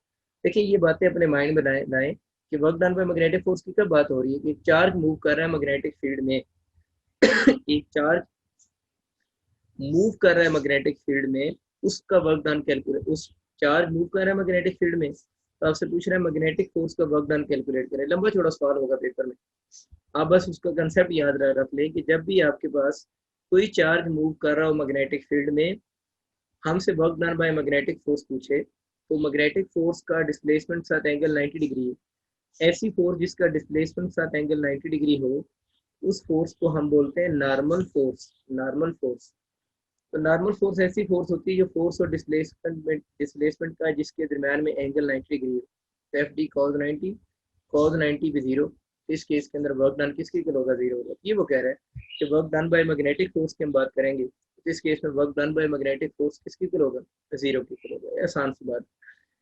अच्छा, work done by magnetic force 0 की इक्वल हो गया। अब अगर हम यहाँ पर वर्क एनर्जी थ्योरम अप्लाई करें, वैसे मैं बात डायरेक्ट भी लिखवा सकता था लेकिन मैं थोड़ी सी बात डिटेल से करना चाहता हूँ। अगर हम वर्क एनर्जी थ्योरम अप्लाई करें तो वर्क एनर्जी थ्योरम क्या होता है, work done by all forces, work done by all forces is equal to change in kinetic energy होगा। हम तो मैग्नेटिक फील्ड में किस फोर्स की बात कर रहे हैं, मैग्नेटिक फोर्स की बात कर रहे हैं, तो मैग्नेटिक फोर्स का वर्क डन तो जीरो होता है। हम वर्क एनर्जी थ्योरम लगा रहे हैं उस चार्ज पार्टिकल के ऊपर जो मैग्नेटिक फील्ड में मूव कर रहे हैं। बातें सीक्वेंस में माइंड में लेकर आए। मैं वर्क एनर्जी प्रिंसिपल पे लेक्चर नहीं दे रहा, वो तो मैं दे चुका हूँ। Work done by all forces equal to change in kinetic energy होता है वर्क एनर्जी थ्योरम। तो work done by all forces, यहाँ पर तो मैग्नेटिक फोर्स की बात हो रही है, तो जीरो होगा। तो मैग्नेटिक फोर्स का अगर वर्क डन जीरो होता है, इसका मतलब ये हुआ कि अगर कोई चार्ज पार्टिकल मैग्नेटिक फील्ड में मूव करे, अगर कोई चार्ज पार्टिकल, साथ में चार चार्ज वर्ड यूज करते रहो तब बातें समझ आएंगी। अगर कोई चार्ज पार्टिकल किस में मूव करे, मैग्नेटिक फील्ड में मूव करे, और आपका क्वेश्चन आज इसकी change in kinetic energy calculate करो, तो आप लोगों ने याद रखना उसकी चेंज इन काइनेटिक एनर्जी क्या होगी, जीरो होगी। और अगर आपसे पूछे उसका वर्क डन कैलकुलेट करो तो वर्क डन भी जीरो होगा। अगर आपसे कहेगा ना चार्ज की पोटेंशियल एनर्जी कैलकुलेट करो इन मैग्नेटिक फील्ड, यानी चार्ज की पोटेंशियल एनर्जी कैलकुलेट करो इन मैग्नेटिक फील्ड, तो याद रखना है पोटेंशियल एनर्जी जो होती है, potential energy is a function of conservative field. Potential energy जो होती है वो कंजर्वेटिव फील्ड का फीचर है। मैग्नेटिक फील्ड जो है वो नॉन कंजर्वेटिव फील्ड है। मैग्नेटिक फील्ड जो है वो नॉन कंजर्वेटिव फील्ड है। इसका मतलब ये हुआ कि अगर आज एक चार्ज पार्टिकल की पोटेंशियल एनर्जी कितनी होगी इन मैग्नेटिक फील्ड, तो आप लोगों ने याद रखना है पोटेंशियल एनर्जी होती है कंजर्वेटिव फील्ड के अंदर। Magnetic field non conservative field है। अगर ये नॉन कंजर्वेटिव फील्ड है तो यहाँ पर हम ये बोलेंगे चार्ज जो होगा उसकी पोटेंशियल एनर्जी जो होगी, potential energy not exist in B. ठीक है, तो लिखा आपको ऑप्शन लिखा होगा नॉट एग्जिस्ट इन बी, यहाँ पर बी एग्जिस्ट ही नहीं करता। लेकिन मैंने जीरो क्यों नहीं बोला, जीरो में बोलता था आपको कंसेप्ट ठीक ना होता। जीरो तो पोटेंशियल एनर्जी किस फील्ड में हो सकती है, कंजर्वेटिव फील्ड में भी हो सकती है। देखिए एक बॉडी अर्थ की सरफेस के ऊपर पड़ा हुआ है, और अगर हम अर्थ की सरफेस को रेफरेंस मान लें तो with respect to earth surface उस पॉइंट की पोटेंशियल एनर्जी जीरो है। तो हम ग्रेविटेशन फील्ड में ये तो नहीं बात करते हैं कि ग्रेविटेशन फील्ड में पोटेंशियल एनर्जी एग्जिस्ट नहीं करती। जीरो होना और एग्जिस्ट ना करना दो डिफरेंट लफ्ज है, इस बात को समझिए, ये कंसेप्ट है इसमें ना। तो यहाँ पर मुझे ये कहना चाहिए कि पोटेंशियल एनर्जी कंजर्वेटिव फील्ड में एग्जिस्ट नहीं करती, क्योंकि potential energy is the feature of conservative field. और जीरो में क्यों नहीं बोल रहा, जीरो तो कंजर्वेटिव फील्ड में भी हो सकती है बॉडी की पोटेंशियल एनर्जी। जिस तरह बॉडी अर्थ की सरफेस के ऊपर पड़ा हुआ है, अगर हम अर्थ को रेफरेंस अज्यूम करते हैं तो with respect to earth surface body की पोटेंशियल एनर्जी क्या होगी, जीरो होगी। तो उम्मीद आपको ये कंसेप्ट समझ आया होगा कि पोटेंशियल एनर्जी का अगर क्वेश्चन आ जाए तो पोटेंशियल एनर्जी के कंसेप्ट को आप लोगों ने इस तरह अंडरस्टैंड करना है। ठीक है बात, बस यहीं तक आज रुकते हैं, फिर इंशाल्लाह कल यहाँ से आगे फर्दर कंटिन्यू करेंगे। आप सबको बहुत शुक्रिया।